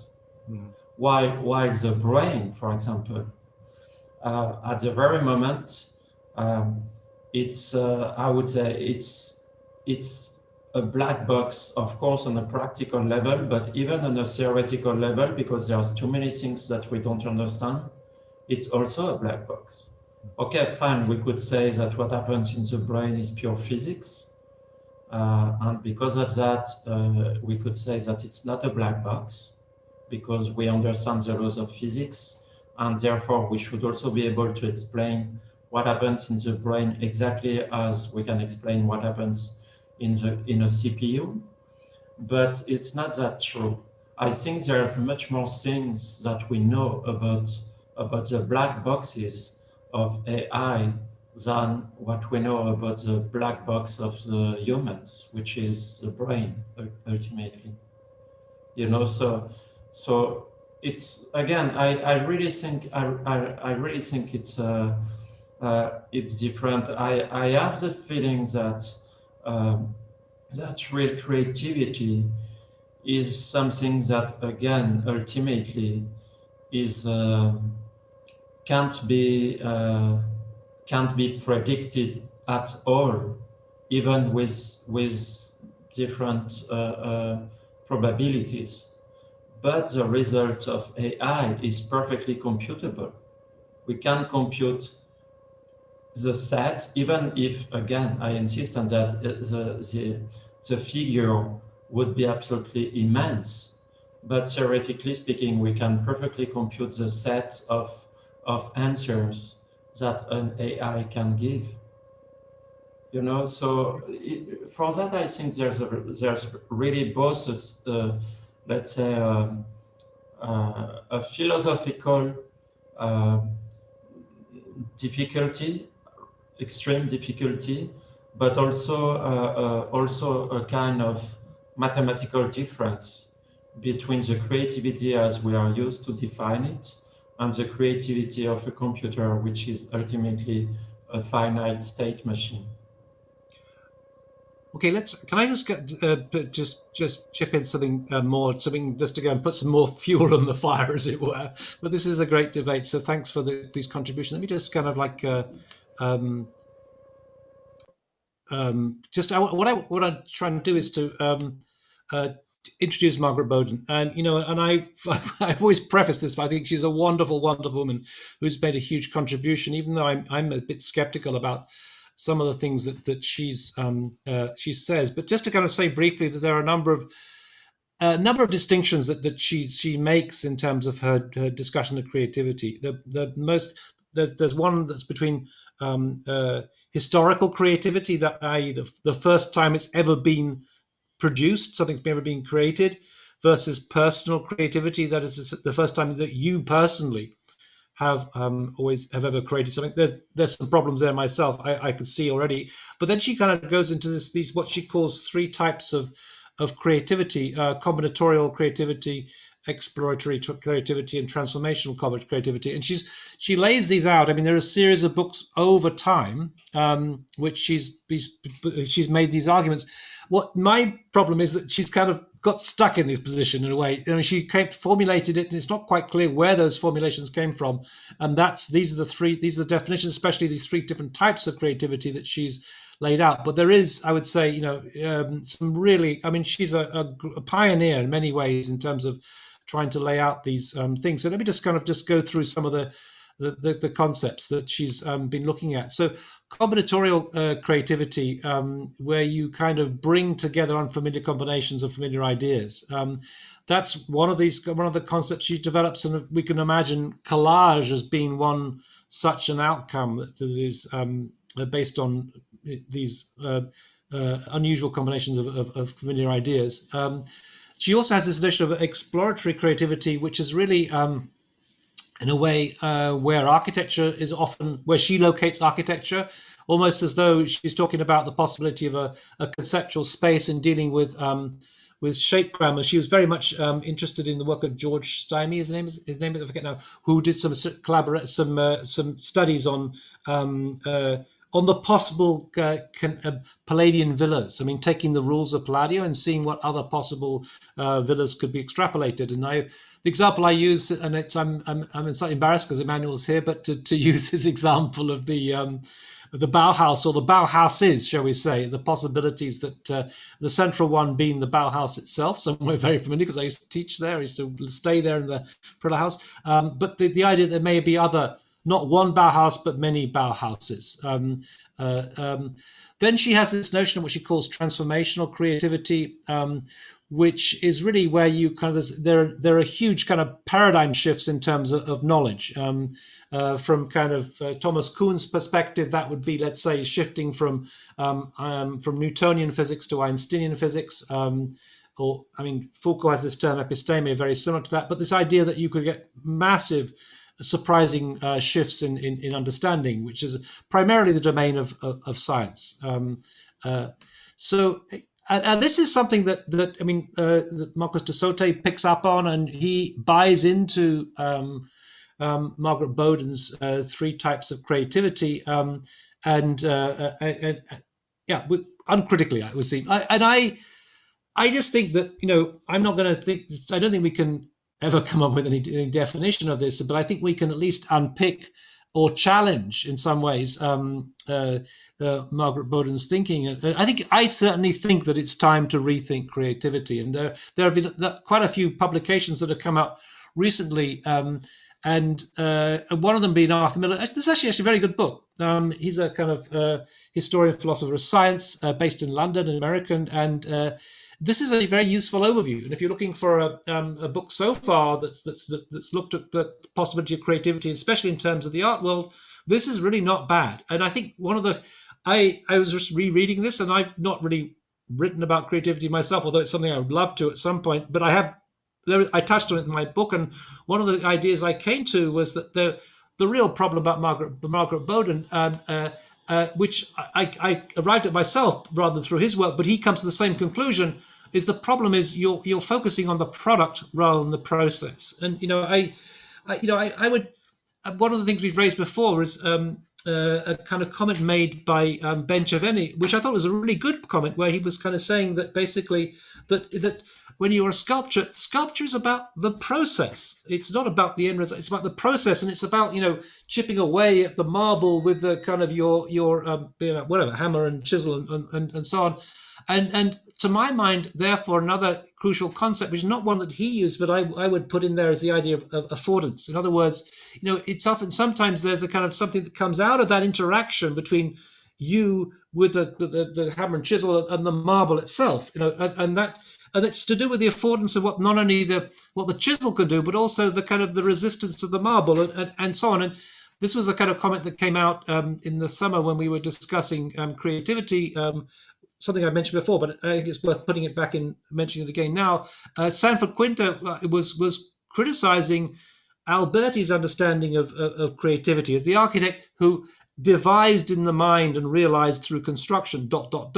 And he said, well, I don't think that I don't know any student who devises in the mind. They kind of pencil and paper and or on the computer screen and things. And I think that's important too. The fact that computationally we're able now to describe a curve with a certain kind of precision. When I was a student, we were working on parallel motion drawing machines. We had these thing called French curves, which were great, but you didn't know what the hell you'd drawn. So I think there's a lot of things about the tools themselves and the affordance of what they can do in terms of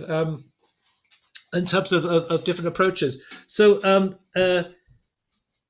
the question is kind of, can we be so objective in terms of our definitions of creativity? I mean, the question is who judges? Who's in charge of that? I mean, for example, Van Gogh wasn't even recognized in his own day. The AlphaGo moves, and I'm sure there'll be a lot more to come, were not recognized immediately until only their strategic brilliance became kind of recognized, that they kind of move 37. So how do we talk about that? I mean, there's another issue that I think has been raised today, was this kind of question about human creativity. Well, maybe that's a kind of, I mean, I personally would take the view that certainly in terms of intelligence, humans have a limited range of intelligence, and I think AI can, if we can use the term intelligence for AI can come up with other possibilities of intelligence that we can't even grasp. And this is the kind of the issue about the Copernican revolution, and the same question about creativity. What happens if there's something to be produced that we can't even recognize within our limited range of understanding of things? So is creativity in the mind of the beholder, or indeed is creativity in the kind of the mind of the creative person? And maybe even creativity shouldn't necessarily be judged in terms of these kind of particular outcomes, like the painting or something, but as a kind of impulse that might be expressed in any number of ways. The way someone dresses, or the language they use, it's not necessarily quite such an objective kind of issue.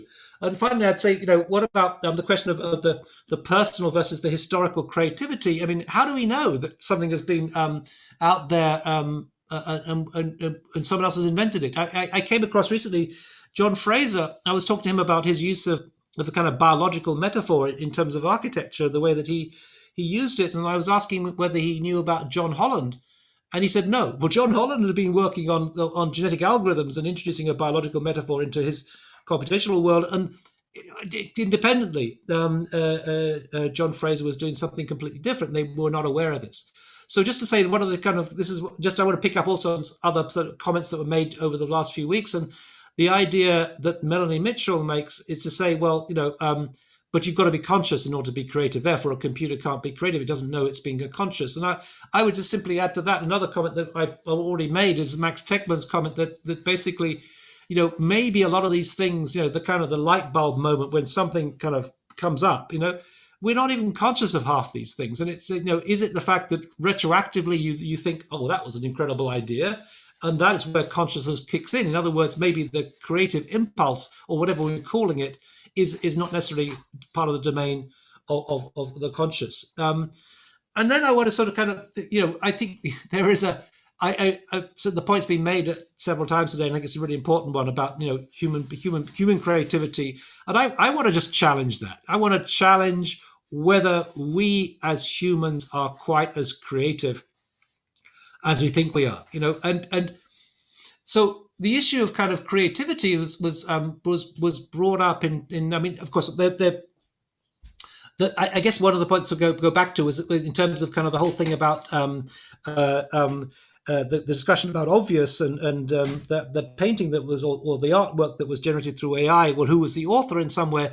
Well, this idea of kind of like, from Walter Benjamin onwards, the work of art, now we can reproduce it, then it kind of, there's a crisis there in the art world in terms of the loss of aura, but we have also this crisis in terms of copyright now, in terms of the world of computation. I was asked to write what's it called, counterpoint essay for that particular edition of AD that Wendy Fock and Antoine Picon put together, and I had almost no time to do it. But so anyway, I was, as one has to be when you write a counterpoint, you've got to be provocative, you've got to kind of challenge it. And my comment was simply to say, well, hold on a second, what? But surely copying is intrinsic to what we do as human beings. The idea of a meme, the idea of trends, the idea of the market itself. We are effectively the meme was actually invented by Richard Dawkins to talk about how we don't necessarily just get things coming passed down vertically. Actually, ideas can leap horizontally through a kind of form of contagion, and that's what happens when someone starts humming a tune and we start humming a tune. And half the point about it is essentially it's and this is really kind of where deep learning kind of comes together with unsupervised learning comes together with how we say learn languages. We learn almost by osmosis. We're not even aware that we're learning of these things, and we're not even aware that actually the intrinsic part of learning is itself copying. And this is a kind of comment that, or imitation, shall we say, a comment from by Adorno, which I included in my book Camouflage, is say that we learn through imitation. You look at kids; they kind of repeat words their mother or father says. I think it's called echolalia. It is through imitation. You see someone surfing, and you kind of through your own bodily kind of memories kind of imagine what it was like to go to surf, and you learn through watching. So I think there's a kind of, and that's not to say it's not creative. And I think the whole argument I was making in Camouflage was to say that that imitation is itself a creative act. And I think that's maybe where Plato goes a little wrong. I don't know, but it involves a form of interpretation, which is always itself a kind of creative act. So anyway, and also another comment I came up with, and this is, I think, been alluded to by other comments today, the idea that nothing comes from nowhere. And the way I don't know why I said this or why I wrote this, but this was a comment in Camouflage, that it was through the mimetic impulse that human beings absorb external forms. And so we absorb things and we re-articulate them in what we produce. Just to say, just very, very briefly, the kind of the term mimesis, there are two different definitions. One is the kind of Platonic one, which is simple imitation. The one that I'm referring to here is one that comes out of Freud, which is more to do with kind of like Plato's notion of the chora.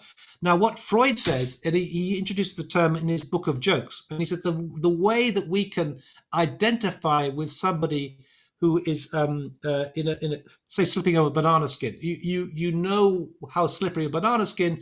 You know what it's like to slip over on ice, for example. You have these bodily memories, and therefore, when you hear this story, you kind of put yourself in that position through a form of kind of empathetic, shall we say, identification. And at the same time, you're distant enough to be able to laugh at the person falling over a banana skin.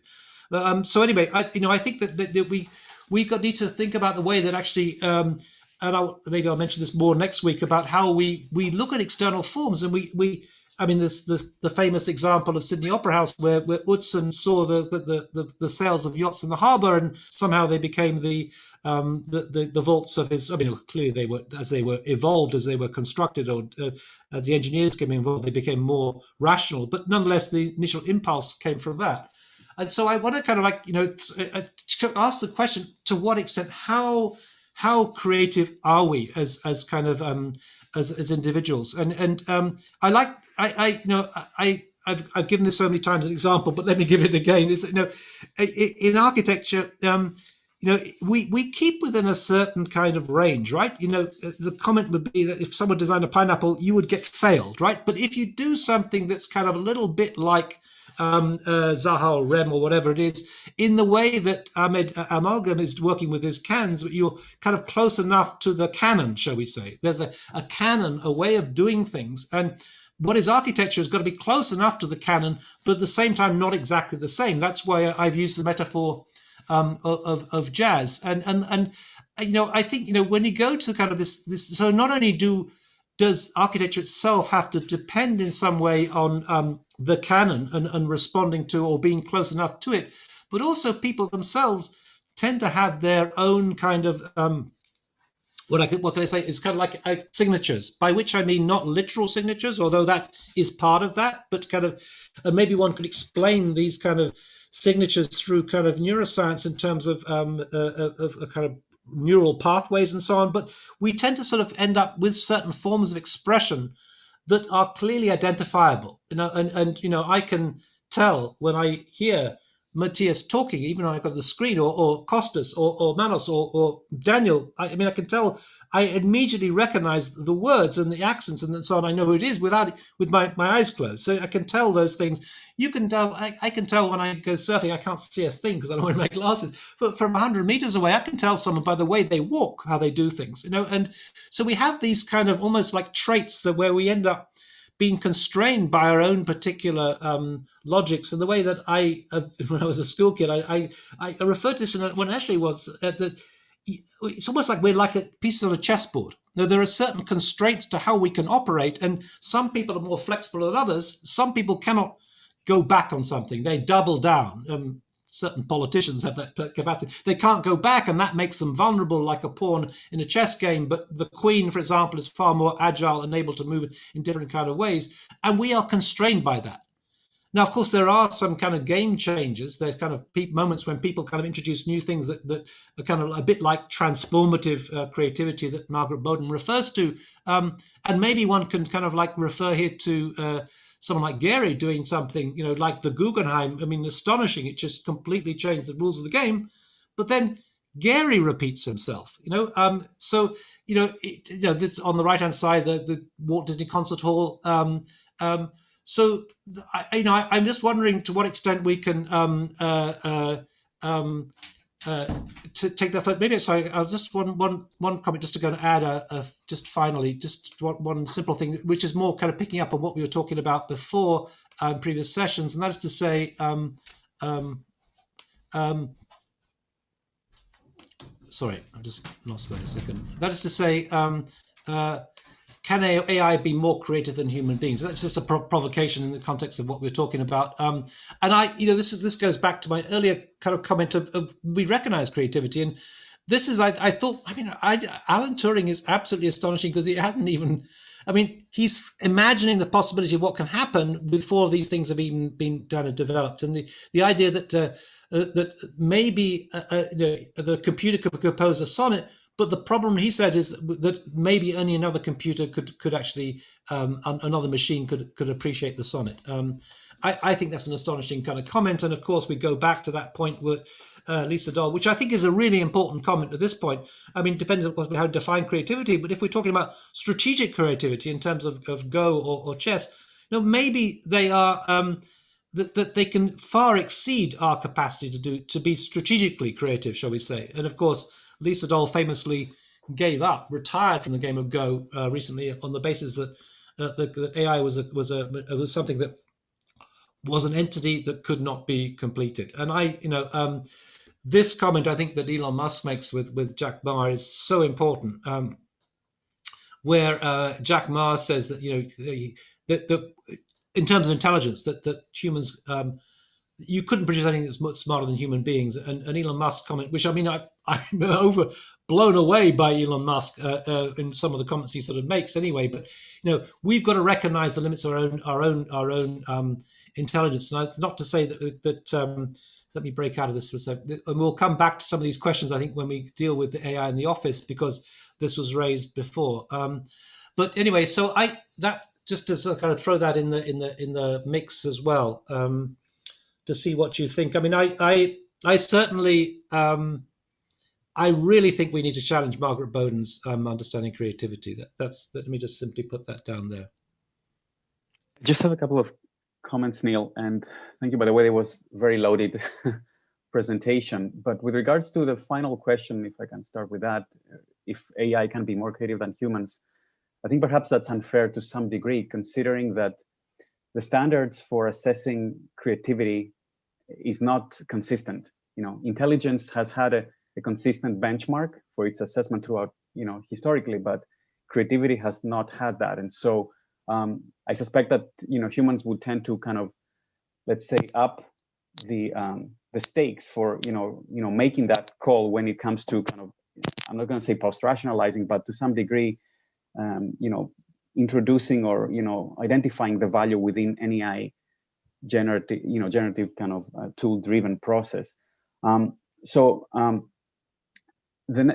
other thing is, as you were talking about affordances, I was thinking about Matthias's question with regards to creativity being an idealist concept or not. And I think, again, we should be careful in this sort of distinction, because it brought to mind Delanda's discussion of design approaches, with regards to the distinction between, which has been also discussed by Deleuze and others, to the understanding of matter as an inert kind of receptacle where an idea gets manifested, as opposed to this sort of process-driven, let's say, conceptualization turning into some manifestation, which again goes back to your other comment about the distinction between Alberti and what I think the Brunelleschian process of this kind of more hands-on approach, where an idea is further developed and investigating through outside of the purely cerebral domain. Going back to Delanda, I think there's this interesting distinction that he makes about what typically has been regarded as, for example, with regards not to creativity, but more so intelligence, understanding of this kind of higher intelligence that is verbally or linguistically or mathematically articulated, and that would have been a more analog or manual intelligence, that of the craftsman. So he makes his comment about again, an unfair condition.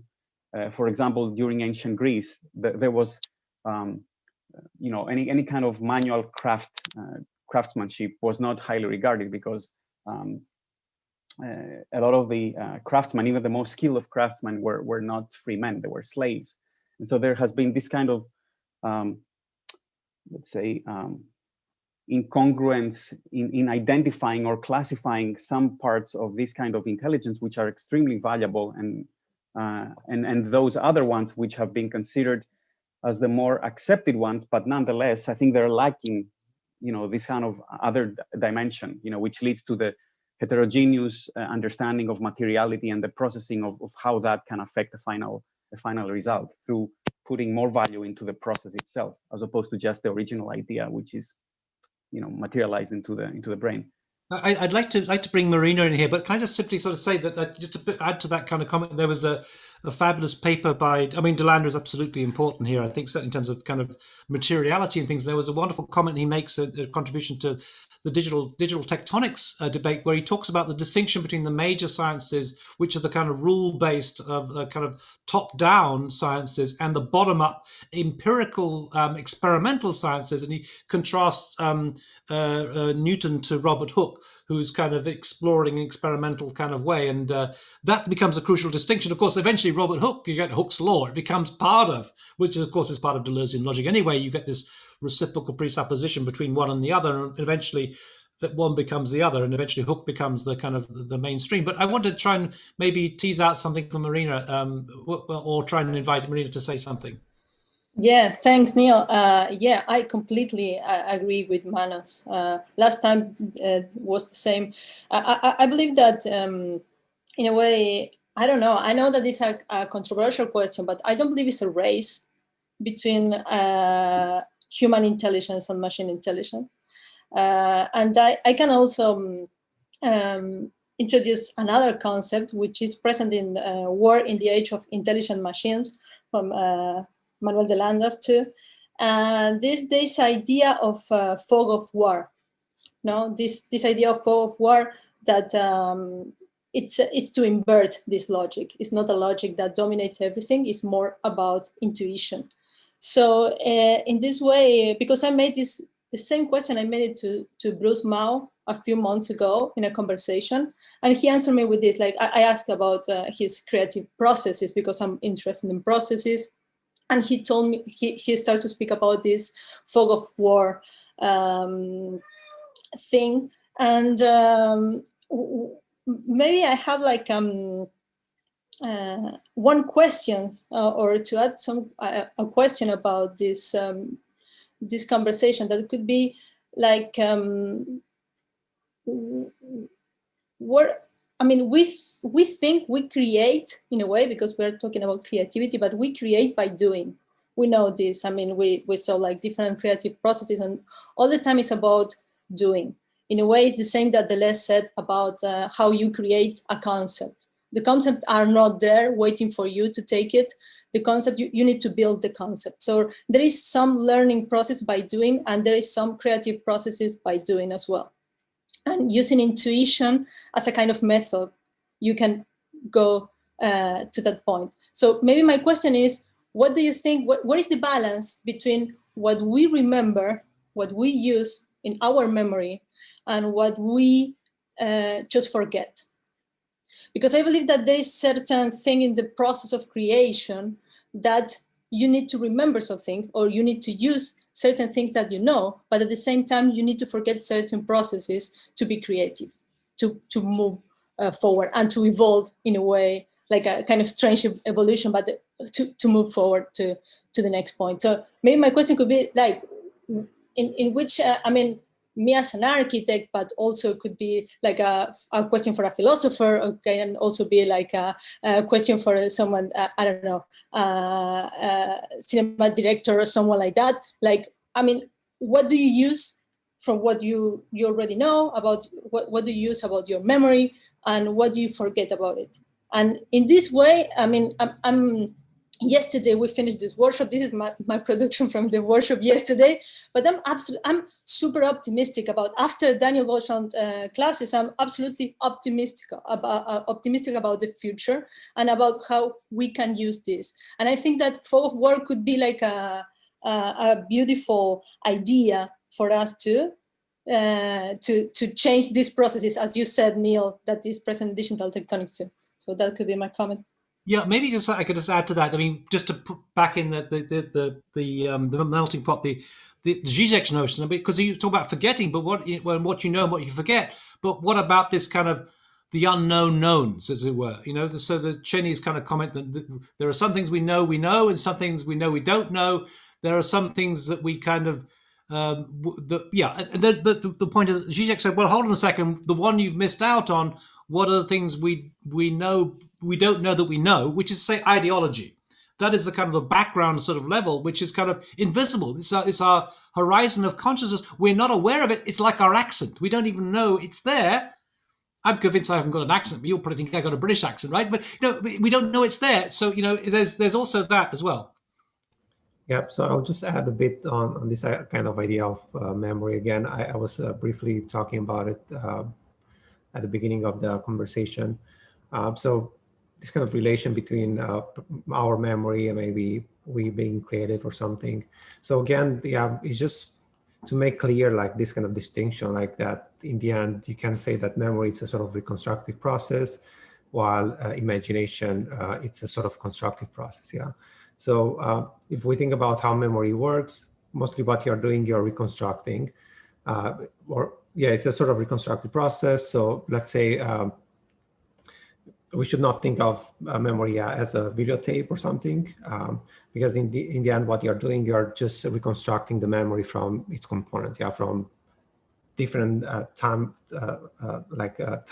Let's say I just remember a few things here, remember a few things there, and you start to reconstruct, and that's in a way your memory. Yeah, so it's not this kind of perfect recollection or perfect videotaping of things.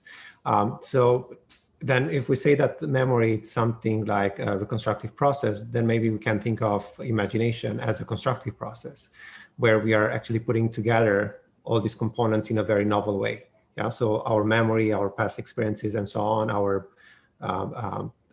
let's say design sensibilities and so on that we develop over time. Yeah, and it's just a matter of then how we combine those in a very novel way.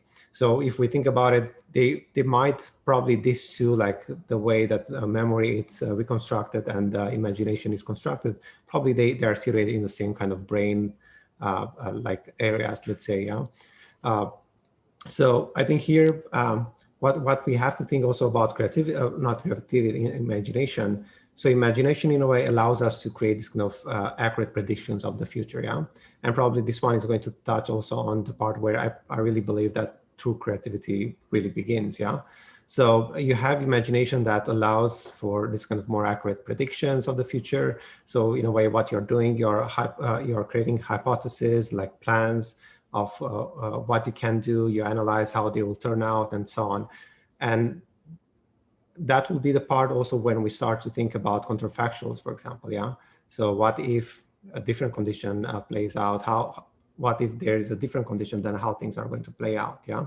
And I think that's the part of creativity that right now, for sure, networks are not really addressing at all. Yeah. But I think that's where you start to be actually creative. Yeah.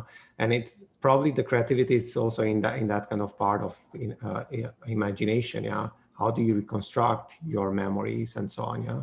How do you reconstruct certain processes that you learned, let's say? So in that way, it's like the cycle, the cycle process that we did, because it's a cycle that is like a loop when you cannot come back to the same point in a way. So yeah, probably, because this is a good Neil. On the question of memory, there's something that I a while back, I was in some social situation having a conversation with a neuroscientist doing a PhD on memory. And it was just so fascinating. And I spent ages trying to find this material. And it hasn't been, it must be written up somewhere, but it's difficult to find. But she made this kind of comment that memory is really very deceptive, because there are 3 moments in time when you, first of all, when you memorize something, you don't actually memorize everything. You kind of you memorize a kind of caricature. I mean, we can't deal with all the information, so it's a bit like the way you kind of a file gets kind of reduced down when we do that computationally. That's one thing. So it kind of, you have almost a caricature or cartoon memory that just kind of gives you fragments enough to establish something.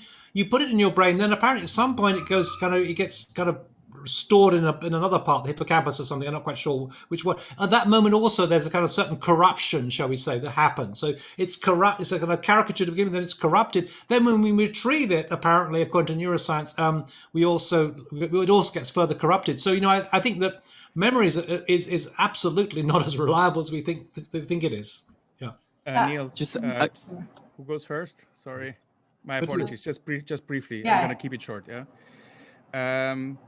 There's a couple of things I observed about the entire conversation which are interesting, provocative, but also questionable. So, I mean, we have been really hung up on the term creativity, which is obviously through this conversation, it is really clearly visible that it's very elusive, volatile, ephemeral, very hard to capture.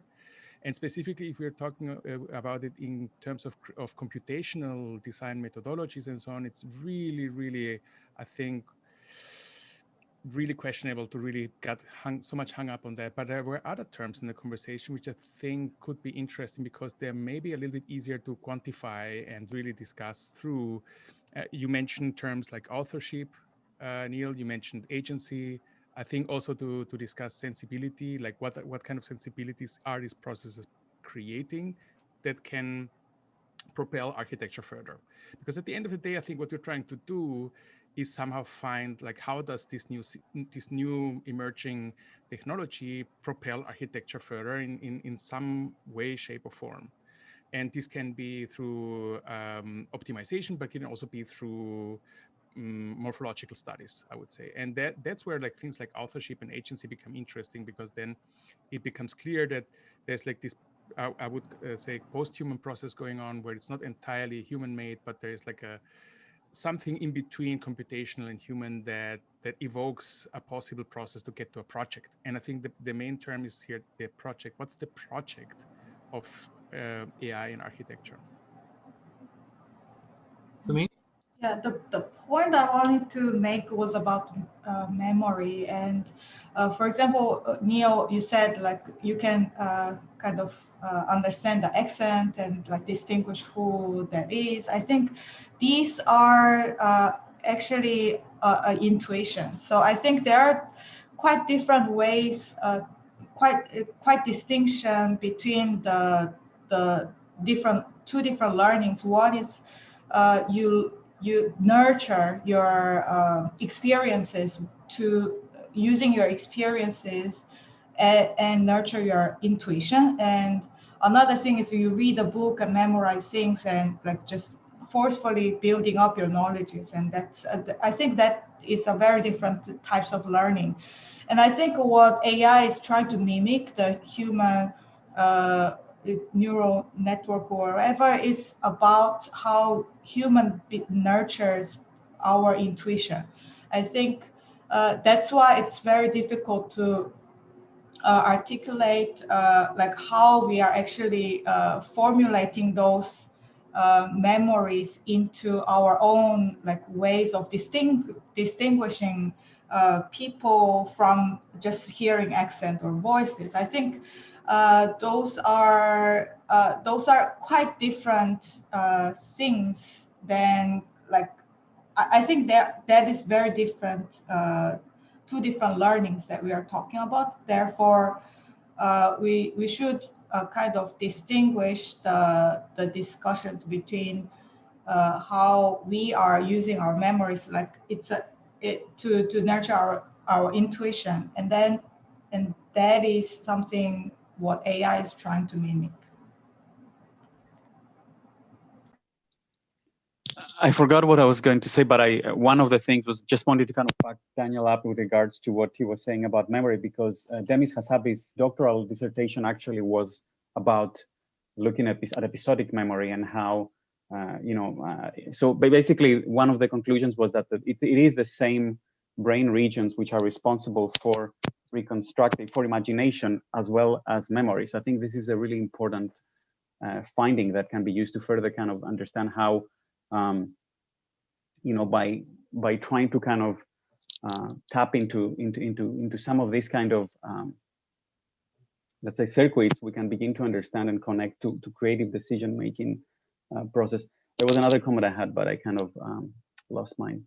I mean, I just want to say that I think that was Daniel's comment was brilliant. I mean, that's going to get me thinking a lot. The idea of memory being about the past, imagination from the future, and how one can put them together. And no, absolutely. I wish I could find that. It'd be great if you could pass on that information about Demis Hassabis. I mean, just to say, just one thing that we mentioned before, it's like Demis Hassabis, of course, absolute genius, working in kind of deep mind and AlphaGo, all that kind of stuff. But he did a PhD in neuroscience, and that kind of what we're dealing with. That's why I'm absolutely convinced. The quest for AI is the quest for intelligence itself. And that's what Demis Hassabis, how he describes what he's doing. We're looking for intelligence. He never mentions the word artificial, never at all, just intelligence.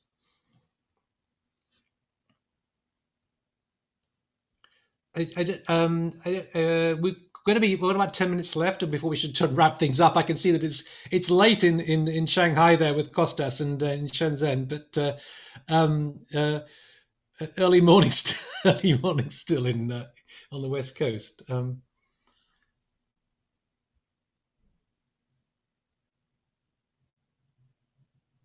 Maybe I can say something. It's also quite late here anyway in Singapore. Same as China anyway.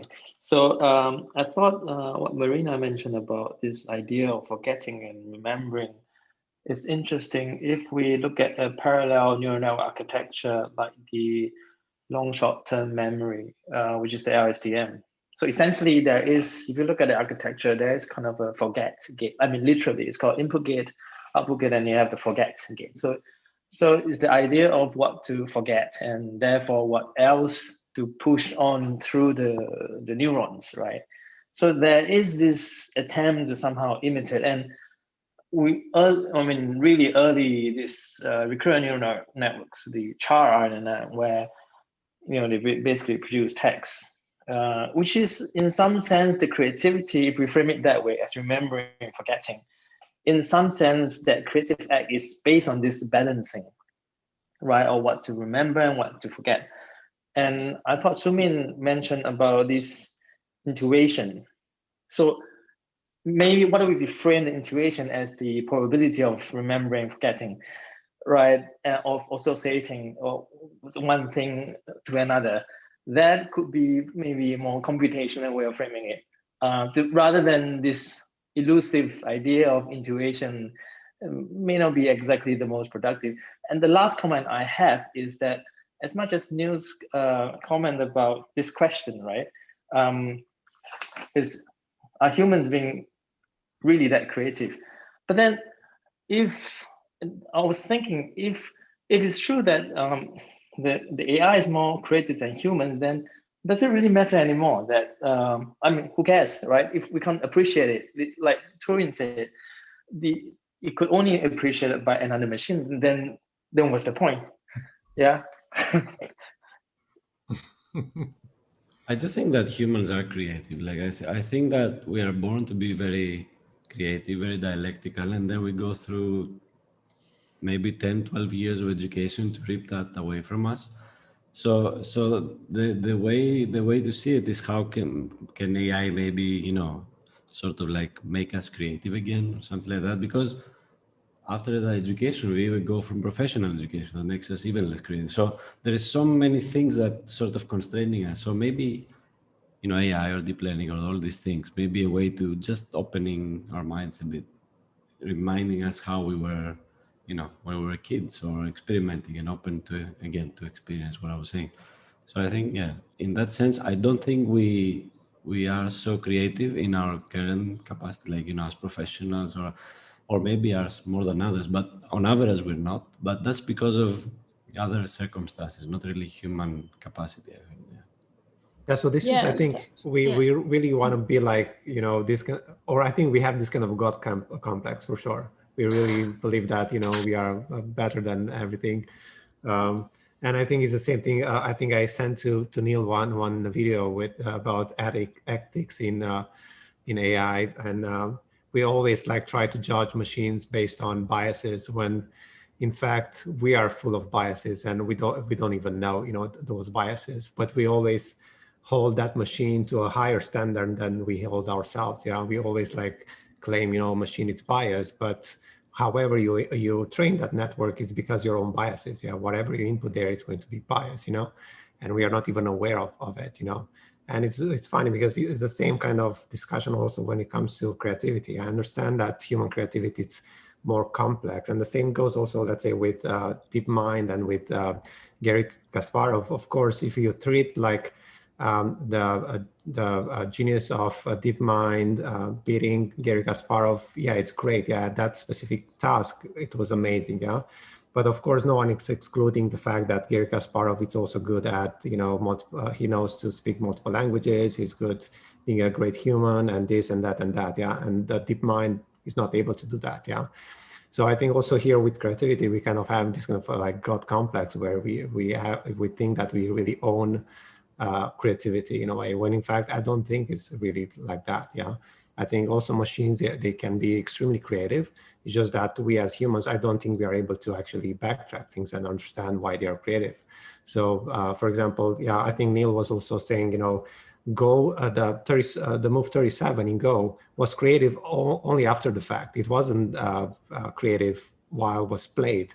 If you actually look at the video, there is, I think there were some players that were putting in a way the stones on the board also in parallel with the game, just to explain in a way what's going on. And when they saw in a way the fifth line, that 37 move that AlphaGo did, where it placed a stone on a fifth line, they thought that actually that was a mistake by the operator or something. Yeah. So that was the first, in a way, a reaction from a human. And only after the fact, we started to look at things and say, okay, actually this is creative. So I think in many instances, we are way behind in a way way behind assessing actually those things are really creative or not. Yeah. So, yeah. Can I just? Yeah, no. So no, just one comment, because this is a beautiful thought in a lot of ways. And one thing that I would like to say is, like, even like coming back, because we still putting ourselves in the center of the conversation or in the center of the discussion. We're talking about humans all the time. How are we, and so on. And the reality is, like, I don't see like that. I mean, I don't know if I'm just.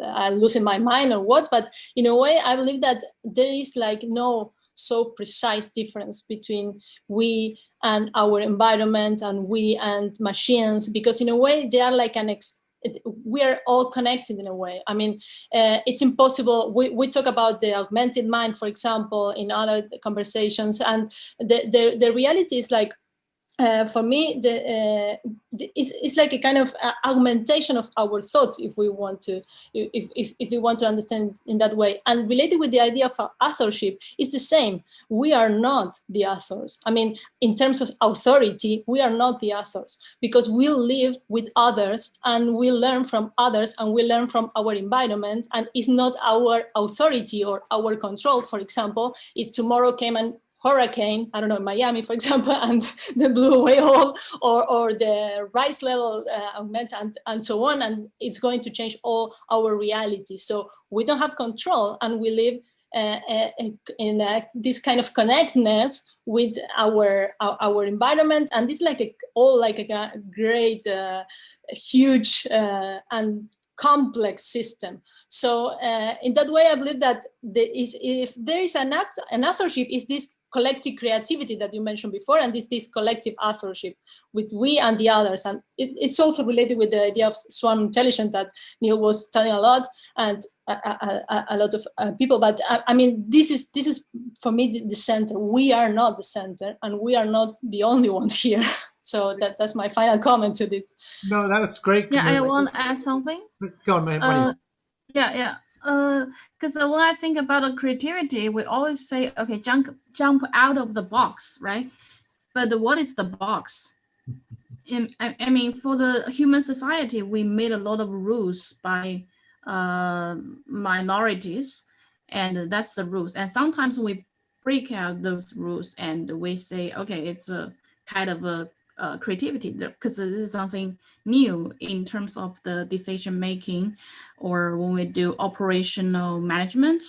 So in the way, yeah, creativity is something like that. We did something out of the box. But for the machine, it's also the same question: who made the box and what is the box? For instance, last time we mentioned about this reinforcement learning. There's a rules, like the Go game. We have the black and white. What's the rules of it? But for the general questions for AI, it's so huge. The issues or the rules, we cannot really make it. I mean, it's vast. It can be anything. So I think currently all AIs can only solve the very narrow or singular issues, and trying to find out the boundary or what's all the possibilities that are there, and try to recommend us with the kind of a best solution, or we can make the decision of what's the best solution. But anyway, machine can only deal with those singular issues, but as humans, we dealing with multiple issues, and those multiple issues, they create another layer of differences of decision makings, and then creativities came from this, and the creativities in human beings are in multi levels. But in AI, maybe just in singular level. And that's my thoughts on this creativity issue. Because when we do like the master planning, for instance, in same parameters, yes, AI can find out a lot of possibilities, and eventually we select one or two out from the hundreds, thousands. And they showed us creativity, something we never saw before, sorry. And but there's another level, is who put in those parameters. In Xcode case, we started, it's we as architect, we put the parameters first. So we set up the rules. So we are the box making guy, and we created the creativity itself. So I think, yes, AI can help us in some way of creativity, but in the way we made it too. Yeah, that's my thoughts. I think this is fantastic. Can I just say, try and wrap things up by trying bringing some of these things together? I mean, I thought that Marina's point about where do we the authorship criticizing that's really interesting. I mean, it's been great thoughts coming out today. I had the last few days I had an email from a colleague of mine. I shan't say his name, but the University of Nottingham, and he accused me of plagiarism of something, you know, and he said it came from me. It came from me. You've copied my. And actually, it didn't come from me; it came from someone else. But you know, actually, if you should be happy if someone's copying your idea. You know, it's actually an even better if you get reach the stage when you know Patrick has, where there's a term like parametricism. Not that I agree with it, but everyone uses it without even referencing him. That you should be happy to contribute in that sort of way. First of all, that thing. But I mean, so the other thing I want to say, just go back to the question of bias, because I was going to mention this, but we didn't get time. But still, I think that was a really, really important point. We criticize AI for bias, but where does the bias come from? It draws upon human data, and it just exposes our own bias, right? And you know, the comment that came out of the discussion we had about GPT-3, that where GPT-3 is lying. GPT-3 is not lying because it's not conscious enough to lie. It's simply doing what we would do, which is to say we would lie in that context. That's absolutely extraordinary. And I think just the question about bias, which I think is so important, is, and Mike Haley has this comment that we have our own human biases. I mean, I need to read up on this and see where he gets it from. But apparently the first thing we think of, we get locked into that idea. We keep going back to that idea. We have our limited range of possibilities. And I think what AI can do is open up the range of possibilities beyond our human biases. So there's a whole discussion about biases that's coming out of this. But we should really wrap up now. But I want to say just one final comment. Let's take it further forward next week, because we're going to deal with neuroscience and it's going to be so interesting. But maybe that we got some clue or some hint out of this discussion about what creativity itself is, because there's been some kind of swarm intelligence or something going on that's something emerged out of this. And I've got to say, this is kind of interesting to me. And this whole thing about creating a platform, having a discussion as a kind of prototype for maybe some kind of global classroom, I think there's got a huge potential in using a platform like Zoom or and so on to establish a debate. So this has been fantastic. I want to thank everyone for these contributions. There were a lot of contributions. We're going to the novel ideas that came out of today, which is I think truly creative, and certainly I've benefited a lot. I think there's some fantastic things. We're going to upload this discussion onto YouTube, onto Bilibili, and hopefully that'll be a resource that people can go back to and have a conversation with themselves. So just to kind of like to wrap up and to say that in terms of what's going to be happening in the next week, we have got a digital future session on AI and creativity, which is going to be less theoretical and more, illustrations of what's going on. And then on next Sunday, we're going to have a session on neuroscience, AI and neuroscience, with hopefully I know Seth will also be here with us, and Refik himself. And then we can take that sort of further forward. But I just want to thank you for your contributions today. It was really fabulous, some really interesting thoughts. And I hope that you guys got as much out of this as I did. I almost feel like we need to transcribe this or somehow find a way of documenting all these thoughts. I don't know if there's a possibility of transcribing the comments on the chat, which I haven't had a chance to look at, but I can see as there's been a huge number of comments in the chat, and I'm sure we didn't get a chance to get any discussions from outside, but we got some people. There's live streaming onto Bilibili and YouTube, and of course it'll be there for other people in the future as well as a recording. Any final comments before we wrap things up? No, not from me. Thanks. So thank you so much, and thank you especially to those of you from very late. Costas and Manu and Emmanuel. Costas is looking a little tired there, but your contribution is always appreciated. And thank you also others who've already left, but Alessio and so on, and Manos and whatever. This has been a great discussion. And thank you, Anna, in Australia and so on. So, okay, so we will meet up again. We actually got a session on Friday for the DDES on Mami in the movies, and then Saturday, digital futures, and then Sunday we've got a neuroscience and AI. Thank you so much, guys. That was been fabulous, terrific. Thank you. Thank you. Bye bye. Bye. Thank you all. Bye. Bye. Thanks. Bye bye. Bye. Thank you. Thanks.